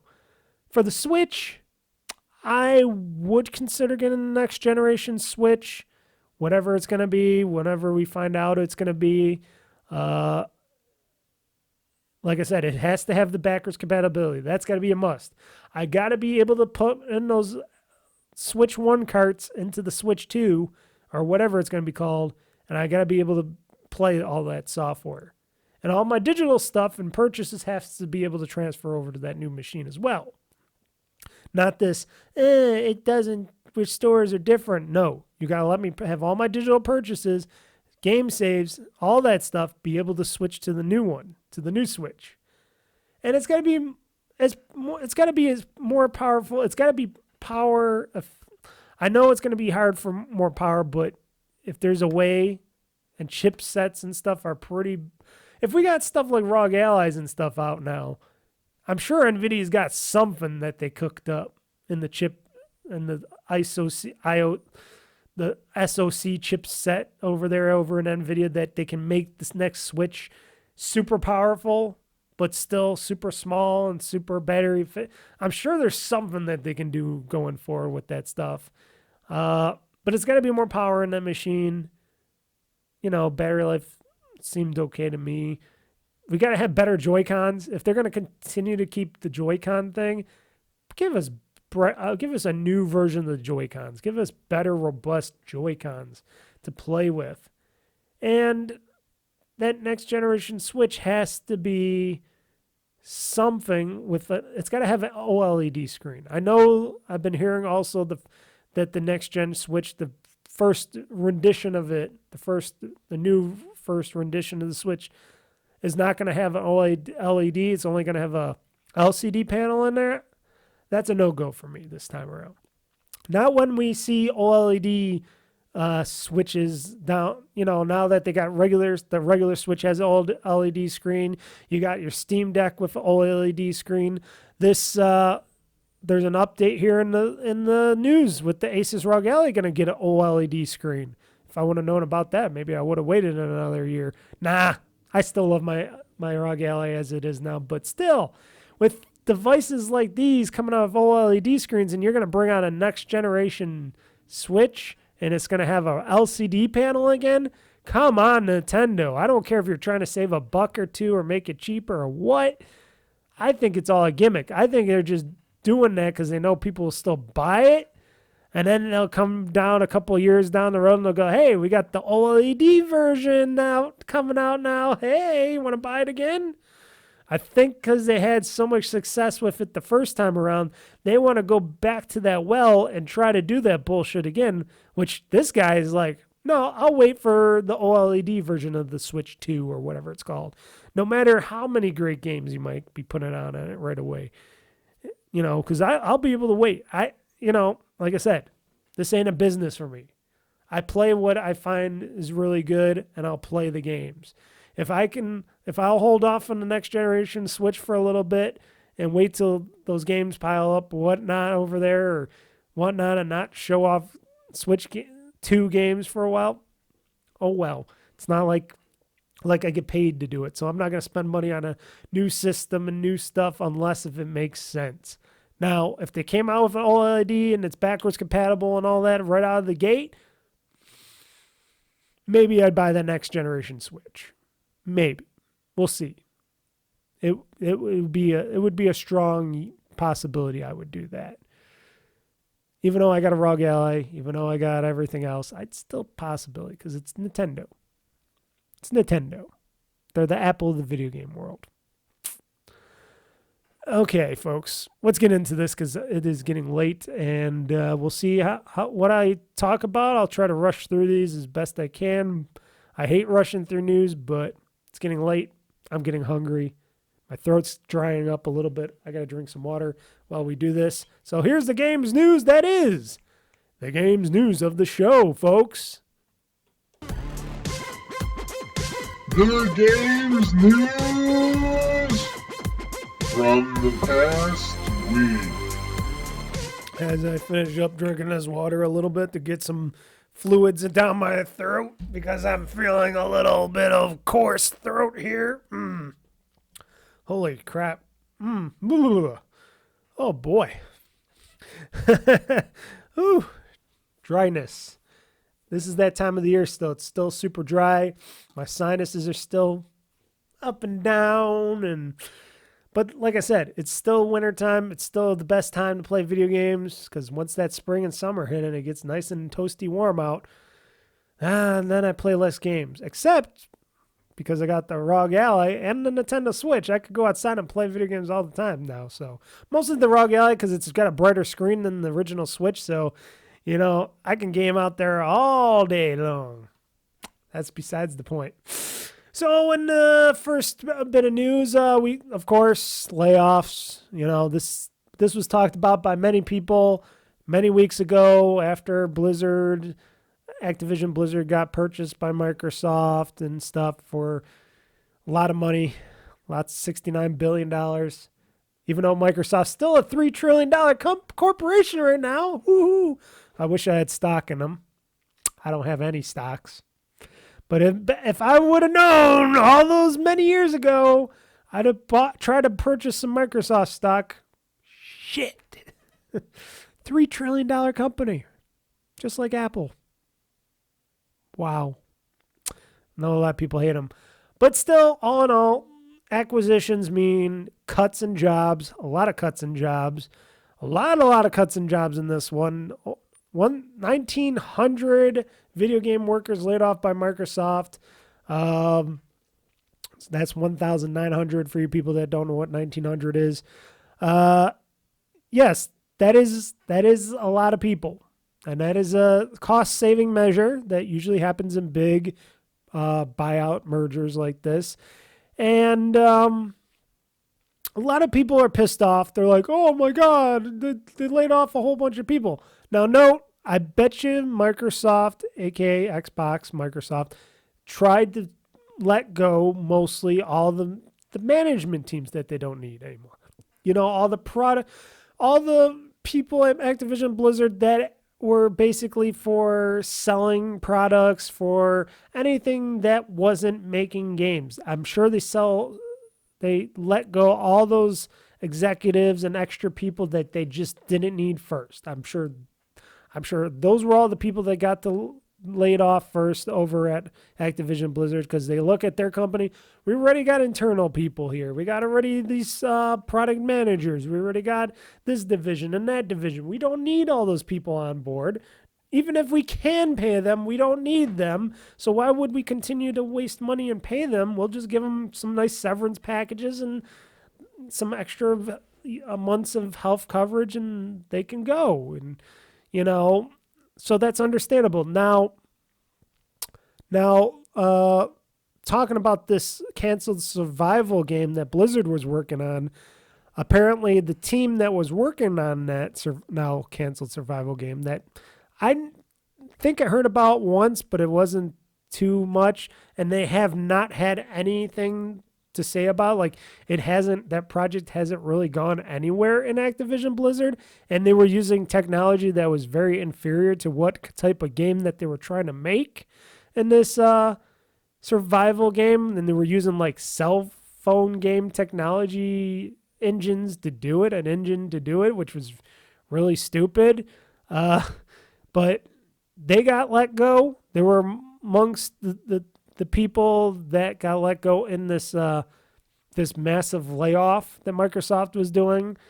And I can understand that if your game wasn't going anywhere and the team wasn't pushing it anywhere and, you know, nothing was happening, maybe those people had to go. And if there's no other positions for those people to go into, because we don't know, maybe Microsoft behind the scenes, maybe they were saying, hey, we're going to lay you off, but there's other positions inside the company, other games. If you would like to move to those games or do something over there or there, you could get hired at these other positions. I don't know. I'm pretty sure they would try to get those game developers new positions within the company. They also, I guess, let go some more Bethesda people as well, team members, stuff like that. Mike Ybarra, he left the company. He quit Blizzard because he doesn't want to work at Microsoft again, but understandable. Let's see here. And it's just, it's just one of those layoffs parts where, you got Microsoft laying off a bunch of these people, but then you got all these other game companies all around the world laying off tons of people and other industries laying off tons. The whole world is laying off lots of workers because they were trying to make weird bets during a time of stupidity called the COVID era. And all these stupid people must have had COVID on the brain or something, and they were scared. And the leadership in our governments were stupid as hell. And they all thought that, hey, we better hire up and do all this remote work and hire up, because you don't know what's going to go on. And we might need these extra people to get these games and these things and products and services out the door and have, all this backup. Because, we want to make sure that everything's still running in this COVID hell that we were in, even though somebody like me, I was out there still during COVID. I know I'm just one of those very rare people. I was out there working. It was normal days for me. It was a lot better driving. Let's just say that. That's the one thing I miss about the COVID scare era, where everybody was locked down in place, and I was still going to work because I worked on a farm. I'm not gonna tell you which farm, but I used to work on a farm during the time of COVID. I was a farm boy in a way. Worked in a production facility on a farm. I didn't work with the stuff, the poo and whatnot. I was in production and product and production type of thing, but I still had to go to work. And every day I went to work during that time, and I knew everybody else couldn't go to the office or anywhere else anymore. And I'm like, wow, clear road. I could drive and drive fast because even the cops weren't on the road. And I'm like, yay. So it never changed for me, except for the driving. And now our streets are clogged with people again. Tons of cars. Worse than ever before. But besides that, back to seriousness. It was a time of uncertainty. People made bad bets. All these managers and corporate owners. And there's a lot of people that are really hating upon all those people. And some of them, yes, some of them have very short-sightedness on their parts for hiring extra people and then laying them off later. But for something like this, an acquisition, people saying, oh, they should have found a way to keep on all those people, that's not always the best policy. Now, note, Microsoft ownership by shareholders. They're a public corporation, and all public corporations have to abide by what their shareholders want from them first. It is ugly, it is stupid, but that's what capitalism is. And everybody hates capitalism, but here's the thing. Without capitalism, you don't have money in your pockets. So you gotta be, the people that hate all this capitalism and stuff, what are you gonna do? People gotta have money. Rich people want to get richer. Unless if you don't put any money in the stock market and everybody pulls out their money out of the stock market and shareholders aren't shareholders anymore and stuff, I can understand if it was like a private company. If Microsoft was weirdly and not a shareholder and it was a private company, it was owned by like a family or something, who knows? But it's a company that has shareholders, that has responsibilities. So shit will happen. And if you didn't think they weren't going to fire that many people, and that's even though it seems like a lot of people, if you didn't think they weren't going to let go a lot of people out of Activision Blizzard, you were wrong on that. Because they got a lot of people at Activision Blizzard, and sometimes people have to go. And I know it's harsh. I know it sounds like I'm being the meanie here and that I'm not on pro workers and stuff. No, I hope they all get jobs. I hope at least most of them do. The ones that do the actual work, making the games, designing games, running games, stuff with that. Management, stuff like that, not so much. You got too much management out there already in the industries. In all industries. In my industry that I'm working at now, too many managers, not enough good working staff. But it's a thing that happens. It's probably something that's not going to stop happening because all these companies got the taste for blood, especially if they want to continue to be a $3 trillion company. And other companies are going to follow suit. And, everybody does it. Even the Japanese do it, and they don't say that, but they do. But they do it behind the scenes because those are all contract workers out there.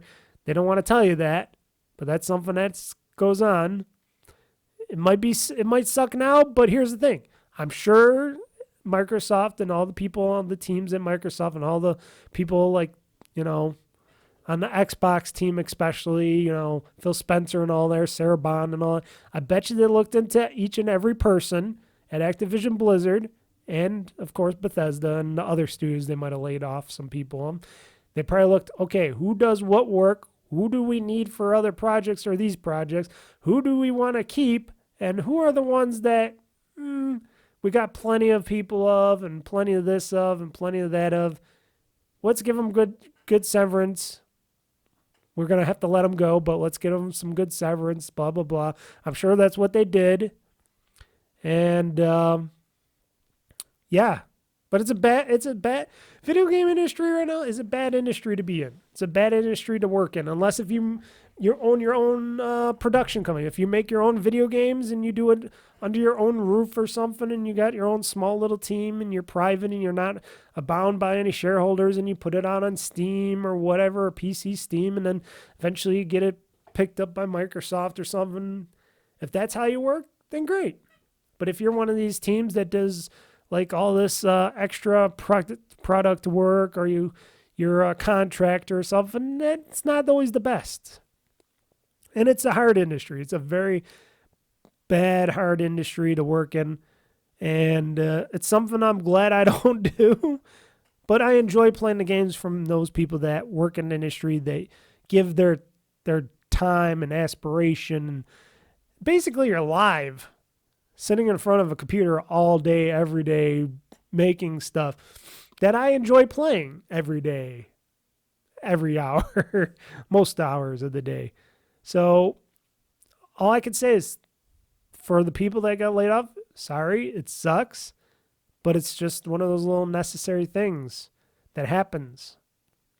It's harsh, but it's not like they're the only company. You got companies that are just bad, like the Embracer Group, which they're slowly failing one studio at a time, slowly taking them down one studio at a time. And what's going on? What's going to happen with that?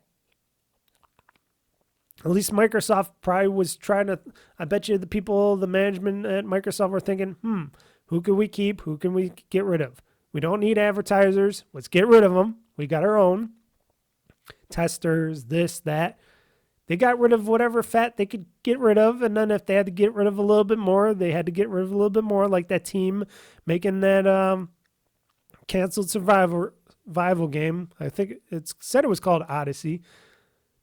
If it wasn't going anywhere, they had to cut it. Why dump and waste more money into something that wasn't working out? It's just the way it is. And I feel sorry for those people, and I hope a lot of those people find new, better positions or jobs, or maybe, like I said, maybe they don't say, but maybe some of those 1,900 people are just they were laid off, and maybe they're going for other positions within Microsoft and other game development communities in Microsoft and another studio, or doing something else in Microsoft. Maybe they're just fired means fired for one reason, but it doesn't mean they're not coming back for another reason. So we'll have to wait and see. Talking about Microsoft, the Xbox controller gets yet another wave of new colors. Basically, they're called the Vapor Collection. Basically, it's tie-dye on your controllers.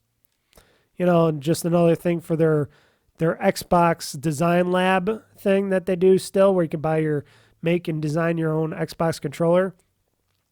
I still think they should allow me to get like pictures. Like, I want to make an OldFreakyGamer controller. When I can get this picture and I can put it on a controller of my own and put that design on the face of the controller or something, that's when you get me to buy one of your Design Lab controllers. When I can put my face or this, or even my late cat or something on there, or logo, like the logo over here, on that controller, then I'll be buying a couple of those custom controllers. But until then, it's like, okay, you're making colorful, interesting controllers. People can design what kind of buttons and stuff they got. Okay, that's good. It still needs to go farther. And I don't know. I hope they go farther with the Design Lab. I hope we can make more controllers. But, you know, some people just like, it's not bad. These look pretty cool with these tie-dye-ish type of controllers. But I still would I want more. I want to be able to put a picture on them. Yeah, that's me. They're talking also about, there's rumors going around that the next generation Xbox could release later than the PlayStation 6, as no contract was signed with AMD up until last month, as stated, which, okay.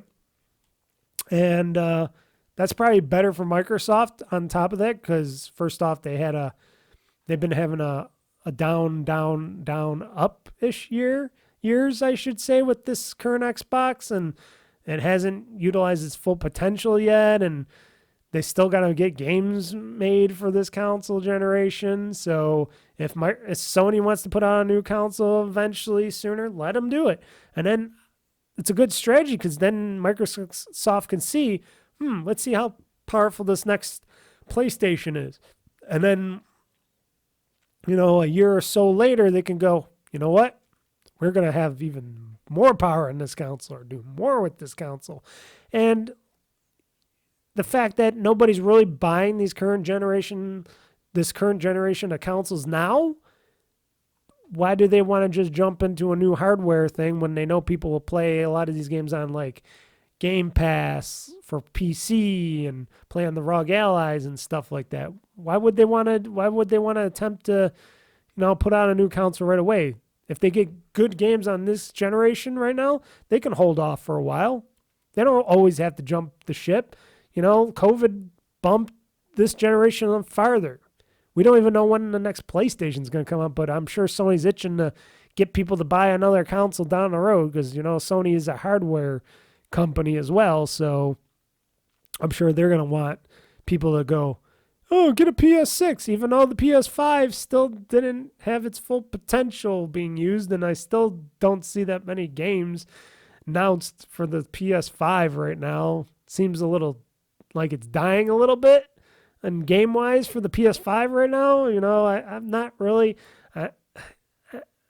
and I always say this, I'm glad I'm not a PlayStation gamer, really, and any PlayStation first-party games that do come out for the PlayStation, like this newest Spider-Man game and stuff, eventually when that comes on Steam and stuff, I'll buy it on Steam. You know, I'll play it on Steam, but it's got to be harsh to be a PlayStation player. I know I said Microsoft and the Xbox had its harsh launch, but I still had games coming in on the Xbox. And I also said I haven't been playing my Xbox that much because I've been playing all those games on the PC as well, so... I don't know. But yes, if this is one of those reasons, if this is like a thing that Microsoft's thinking and Xbox is thinking like, let's wait until the next PlayStation comes on and then we'll release the next Xbox a little later from that, I can see that happening. I could definitely see that happening. Also rumored, this time on the Sony side of things, hey, is Sony going to do a new portable handheld? So rumors have it that there could be a new PlayStation portable handheld being made using AMD tech, and that it's in early development now. So think of it, ROG Ally that looks like a PlayStation handheld or a PS Vita or something like that. And it's supposed to play PS4, PS5 games and stuff like that. Unlike that one little thing, what is it called? The PlayStation screen, that little digital with the weird controller handles. What was that called? The Legion? I forgot what that was called. What did they call it? The PSP or something? Did they take the PSP name and just put it on that? I forgot what that was called, but they made that handheld. It was just a screen that you just stream from your PS5 to the thing, and you can't play it on the go and all that. That piece of junk that people bought, I guess, actually. I don't hear nothing about that. Like, I don't hear nothing about the PlayStation VR 2 headset at all, but I don't know. Them going back, and maybe because they're seeing how the ROG Ally and everything else is doing and all those other portable gaming devices that are basic computers, they're like, maybe we should go back into the handhelds, because even Nintendo's still doing handhelds and they're making money, and now you got these computers that are handheld gaming devices that are making money. Maybe we should try to do that with the PlayStation and do a new PlayStation handheld. I don't know. Especially, it's supposed to have like the same AMD APUs as like what they have now. So, like I said, it's all digital, of course. It's supposed to have a lot of CUDA cores in it. It's supposed to be able to play PS4 and 5 titles. Okay. I'll see if that thing ever shows up. But it's a rumor. It's a rumor in the story. I want to announce that. Would I ever get another one of those if they made another PSP type of device from Sony? Not really, because like I said, I got the ROG Ally, and I still got my Switch. There's no real reason for me to get another portable handheld. Like I said, I'm good. I'm fine with my ROG Ally. I'm good with that. That plays multiple things from multiple stores, because it's a PC in my hand. Got my Xbox, got my my Switch, and I barely played my Switch, so I don't think I would get this. They would have to have some killer games and stuff that would go on that on top of the console games that it can play. That's just what I'm saying. But I'm sure there's a lot of PlayStation people that would love that. Like I said, I got a Vita still. My Vita still works. If I ever wanted to boot up that little screen, it's like this small. I would I'd boot it up. But a lot of those games on that Vita I could play on my ROG Ally now, because I got Persona 4 Golden. It's on my ROG Ally. That's what I wanted it for. So that's good. And I'm watching this video of this guy playing with this PDP wireless guitar controller, which this is the next story, folks. So PDP, folks, new wireless guitar controller, works with Rock Band 4 and eventually Fortnite Festival and probably anything else that you could probably play with it. It's pretty good. It's supposed to work with the Xbox Series X and X, Xbox One, PS4 and PS5. I would bet it would you could use it on I bet you could probably use one of these on the PC as well. I don't know. Why wouldn't they not? But apparently there's going to be 2 versions. I don't understand this. I don't know what the version. I don't know why they can't just make a one that's universal that works with both the Xbox and PlayStation, that is, officially licensed, that, just has like a little circuitry in there that switches between the different consoles or whatnot, or formats, or whatever you want to consider it. Why do they got to have like a separate one for Xbox and a separate one for PlayStation? Is it because of just the licensing, and that, if PDP made it, then both Sony and Xbox would take a cut out of the same one? I don't know. out of money. I don't know, but if you can play your old Guitar Heroes and Rock Bands, it's supposed to also have, it's called the Riffmaster. It's releasing this spring. It's a wireless guitar controller. It also has a 3.5 millimeter audio jack. And they promised it would also have a promised battery life of 36 hours on a single charge.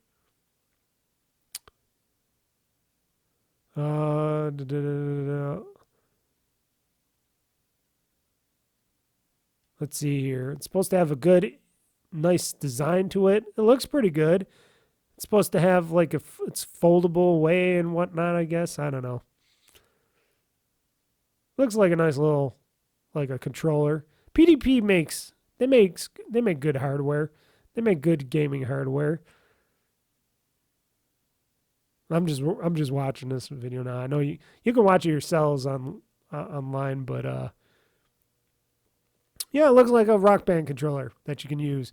Because a lot of people are still playing like Rock Band 4 and stuff, and all the other stuff, and you can't play because you can't buy any more of these new controllers unless if you can find one like I did from the past, which was very expensive. But people still want to play their original Rock Bands and Guitar Heroes and stuff like that, and this will help them do that. This will give them that extra time with their stuff. I don't know. Why don't they come out with a new Rock Band game or something? It's Epic though. Epic owns Harmonix, and Harmonix, they're even stopping making DLC. I think they're done making DLC for Rock Band finally. So it's the end of an era. I don't know. I haven't played Rock Band in a long time. I gotta boot that sucker up. I like Rock Band. I miss those days of York. Rock Band was really fun to play. I used to be at my friend's house all the time playing Rock Band, and I'd play the guitar because I can't play drums or anything else for shit. I sung like shit. And he would play the drums, I'd play the guitar, and we would do some rocking on. It was fun. Especially you can have two guitars in there, and then you'd have that extra guitar, and you had the bass on one and the guitar on the other. And yeah, I would still suck at it, though. I always suck at those games. Like I said, slow fingers. So talking about the next generation of Switch, or Switch 2, or whatever they would call the next generation of the handheld console that can be, they're talking about that there might be a Nintendo Direct coming up this February. They're saying, watch out. This is a rumor now.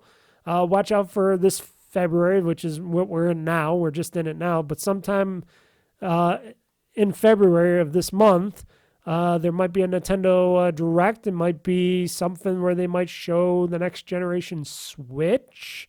And if that's the case, because there's rumors that the next generation Switch might be coming out this September sometime, that this might be that announcement. Or else we'll see it sometime in the summer, the announcement. I don't know. But expect something in February, I guess, for a Nintendo Direct. I'll be on the lookout for that. We'll see what we see, and hopefully it's cool. Okay, so we got a few more news stories here. Two for the ROG Ally here. So ROG Ally, my Asus ROG Ally, will support AMD fluid motion frames to make your game smoother. Not that I really had any problems with that, but Asus is working on making AMD fluid motion frames AFMF a reality on the ROG Ally, increasing frame rates in games. Let's see here. The recent update on the ROG Ally allowed players to adjust TDP and assign gyro enable feature to the buttons. If AFMF is successfully added to the ROG Ally, 2024 will be a great year for portable gaming, as it states in this article here. Okay, that's cool and all, but I never needed to use that. Any of that stuff. Like, I don't even use AMD's frames, what's it called?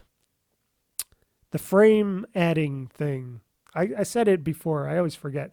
There's so many different things that AMD created to make games run better portably and all that. But and with their technology and their hardware to get up to what like NVIDIA does on their hardware. But I find that playing games on my ROG Ally are good as they are right now, and if they're just trying to improve that, okay, well, I'll try it out. I'll try out the new technology, but yeah, I just would rather have my games, run better in the background. Just create those drivers to make them run better in the background, and maybe make. Not that I care about the battery life either, because my battery life I usually have it plugged in, but better battery life. But yeah, they're doing stuff. Asus has been pretty good at supporting the ROG Ally, and I'm glad about that. So glad that I was glad to hear that Asus is plotting a second generation of the ROG Ally handheld for later this year, maybe sometime this June or something. But the next ROG Ally, which I also hear, so calm down. It's gonna be basically they're talking about like how they did the Steam Deck, where they made the Steam Deck OLED edition. That's what the ROG Ally is going to have. It's going to have most of the same internals, maybe a little bit better made, and maybe they'll move some stuff around. I don't know. But it's going to have the same innards, pretty much.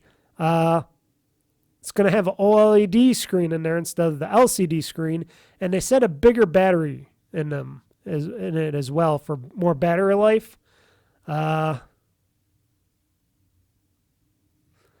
And apparently they're planning on releasing the second generation of the handheld this year. Apparently Asus has sold 70,000 to 80,000 units of the Ally in India alone. So I guess India has a big support for the ROG Ally. So I wonder how many they sold over here. It's probably, like I said, it's probably going to use the same chip graphics. According to this, they're talking about maybe this might, and this is all rumored, that it might be having an AMD Strix Point APU in there. Supposedly, the chip will have 16 RDNA 3.5 spec graphics compute units, up from 12 RDNA 3 CUDA core units. That's a little bit more. And the AMD Phoenix APU used in the current Ally, and a load of other handhelds. Let's see here.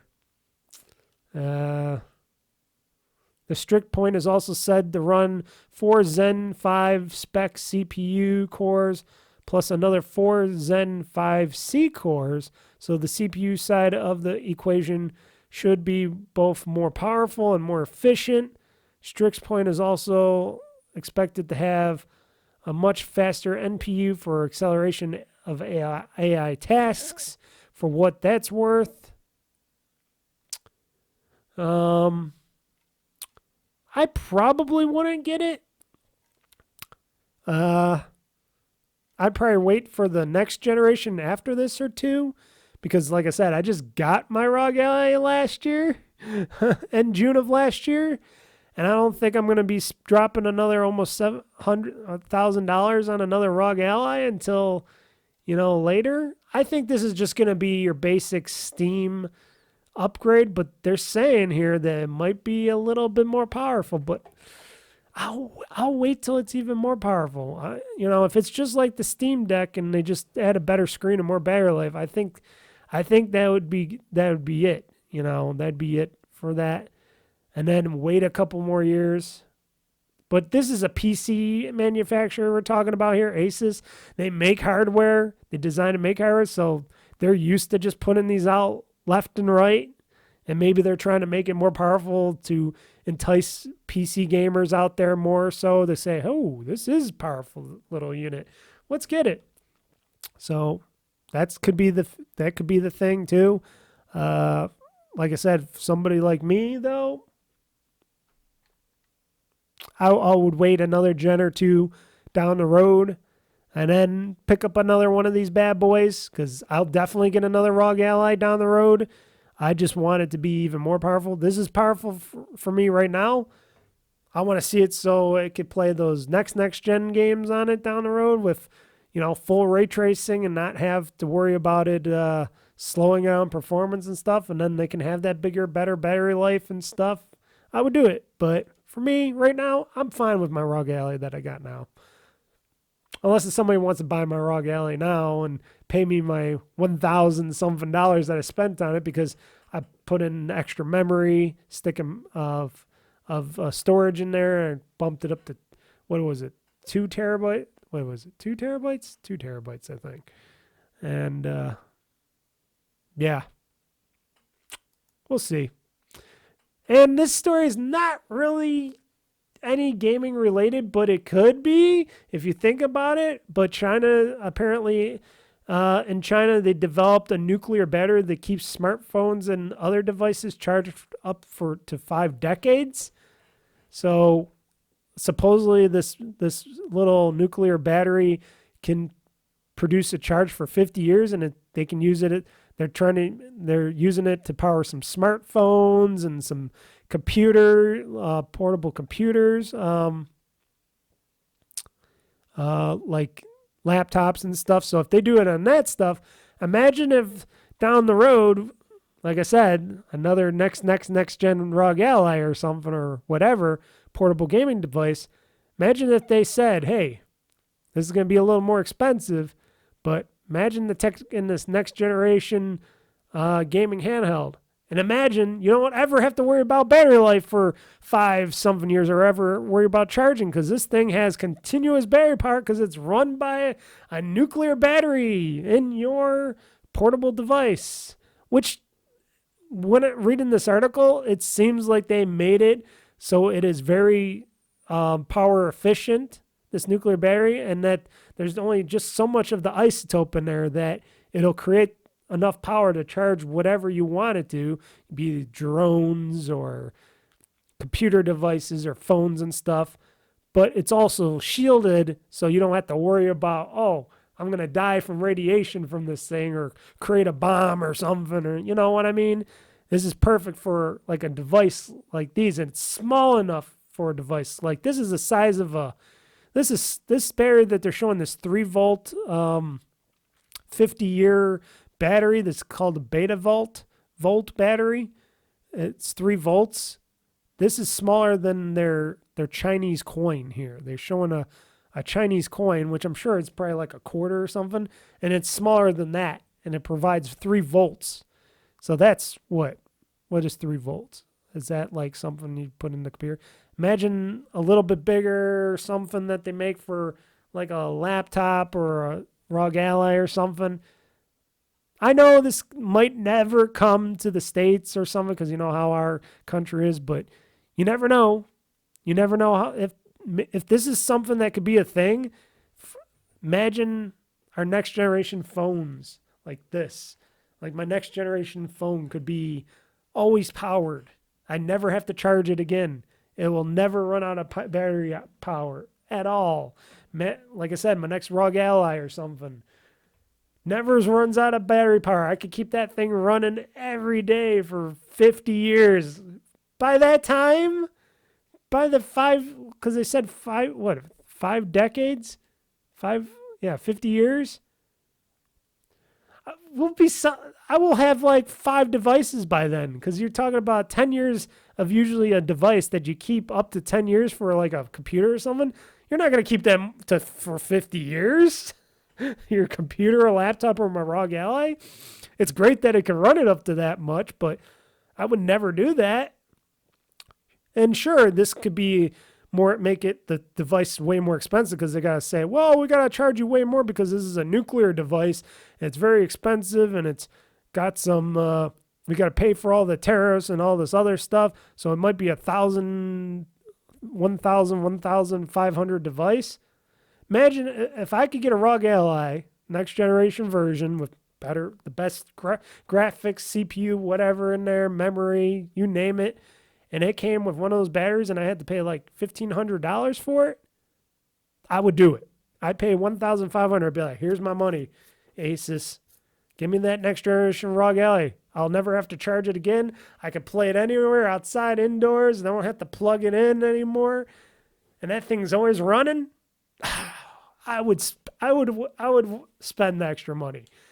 I would spend the extra money. Now, they would also have to figure out a way, well, when you're done with the device and you need to recycle it, they would have to have a nice, very simple, easy way to turn in these devices and recycle them. Maybe give a little bit of credit, to the person, like, hey, you're done with your device. It's been this many years or whatnot, or if the device broke or something that can't be fixed.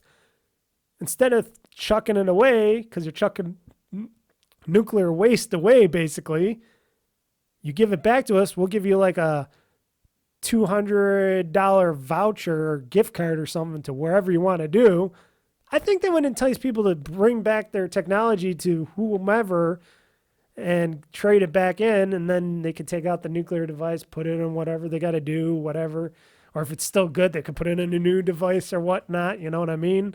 But they can do stuff to make it safer for people. I don't know. I'm just thinking outside the box here. But, wow. A battery that's a nuclear... And I was talking about this a long time. I was like, why didn't they come out with nuclear batteries? Well, in China, they're working on it. And they made some stuff. And I heard other people also. I think I heard some people in the United States also talking about like a nuclear batteries and stuff like that. If that's going to be a possibility of a thing, and, they shield them correctly and stuff, I would definitely love to have one. Put it in there, runs my unit forever, beyond its years, because I'll get rid of the unit before the battery runs out. I would totally want that. Man, just a long time, just, ooh. Save on those electric bills, too, because imagine all the people with laptops and stuff out there, they all had nuclear batteries in them. They'll never have to charge their laptops ever again, meaning saves on electricity. You don't have to plug it in. There goes a lot of electricity. You don't have to have things plugged in like my supercomputer. Then imagine if they make bigger nuclear batteries and then it just powers your house, your cars. That would solve the power problem that we have in the United States and around the world. Because you would have a nuclear power device, battery, that could power your whole house, all your appliances, all your electronics, all that stuff. Never have to worry again about power. I would do it. Then you don't have to worry about building big nuclear power plants. You don't have to worry about doing all this other crazy stuff because we would all have our own things. I don't know. I'm just an optimist on that. Especially when it comes to video game portable consoles and stuff. Having a portable console that runs forever, never have to charge it. Imagine your next Switch or something. You can just run that Switch 24/7, 365 days. Play a lot of Mario Party and stuff on her Zelda or whatnot. Next PlayStation Portable has an all-time nuclear battery in it. It'll last forever. You can play Final Fantasy so as long as your heart's content. Indoors, outdoors. Yeah. Anywho, folks, I am done. This podcast has gone long enough. I am hungry. I am tired. It is getting late. Thank you for joining me here on this podcast. If you guys got any comments or questions for me and you're watching the video version of this show, please feel free to comment in the comments below in the YouTube channel, because this is the only show that I do, the podcast, that I allow comments to be on and open. All my other videos I don't have comments on. I have them turned off. But if you got any comments or questions for me about anything in video games, whatnot, hey, fire away. You got any comments about the nuclear batteries? Would you want one? No? Yes? You scared about nuclear technology? No? Yes? I don't know. Feel free to comment in the comments below. For all you people listening in podcast land, you can also do that. You can always go to youtube.com/OldFreakyGamer to comment there, or you can send me an email. Same with you guys over in YouTube land. You can send me an email if you don't want to comment in the comment section. My email address is oldfreakygamer@gmail.com. That's oldfreakygamer@gmail.com is the email address that I'm at. My website's oldfreakygamer.com.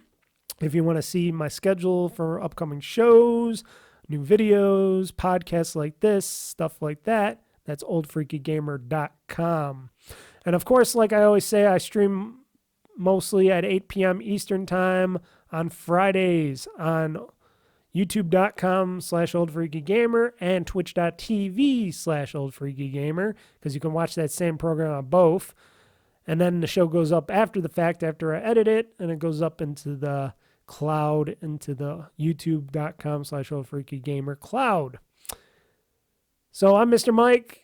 This has been the GamezAttack podcast. Thanks once more. Catch you again in another 2 weeks on another Monday. So everybody, game on, game hard, world conquest. I'm pushing this gaming button. This show is now game over. Aloha, sayonara, bye-bye, everybody. Game on.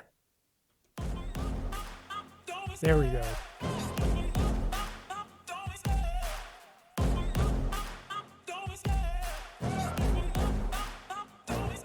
I love the chase and the hunt, and I set the pace when I'm running. I always take what I want, and I always give it 100. Don't need a bank, no, I'm funded. Play the game like it's nothing. I'm always thankful for something. Don't take for granted, stay humble. Now wake up! It's time to look at the enemy. Look in the mirror if he is no friend to me. It's not working out, maybe it's the chemistry. It's time to break up so I can make a better me. Better believe in your mind, cause it's everything. You can mold, shape, find almost anything. All it takes is some time and some clarity to find your identity. It's mind over everything.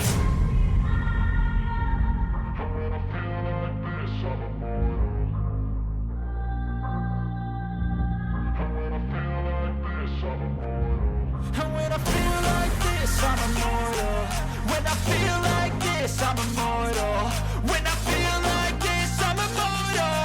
When I feel like this, I'm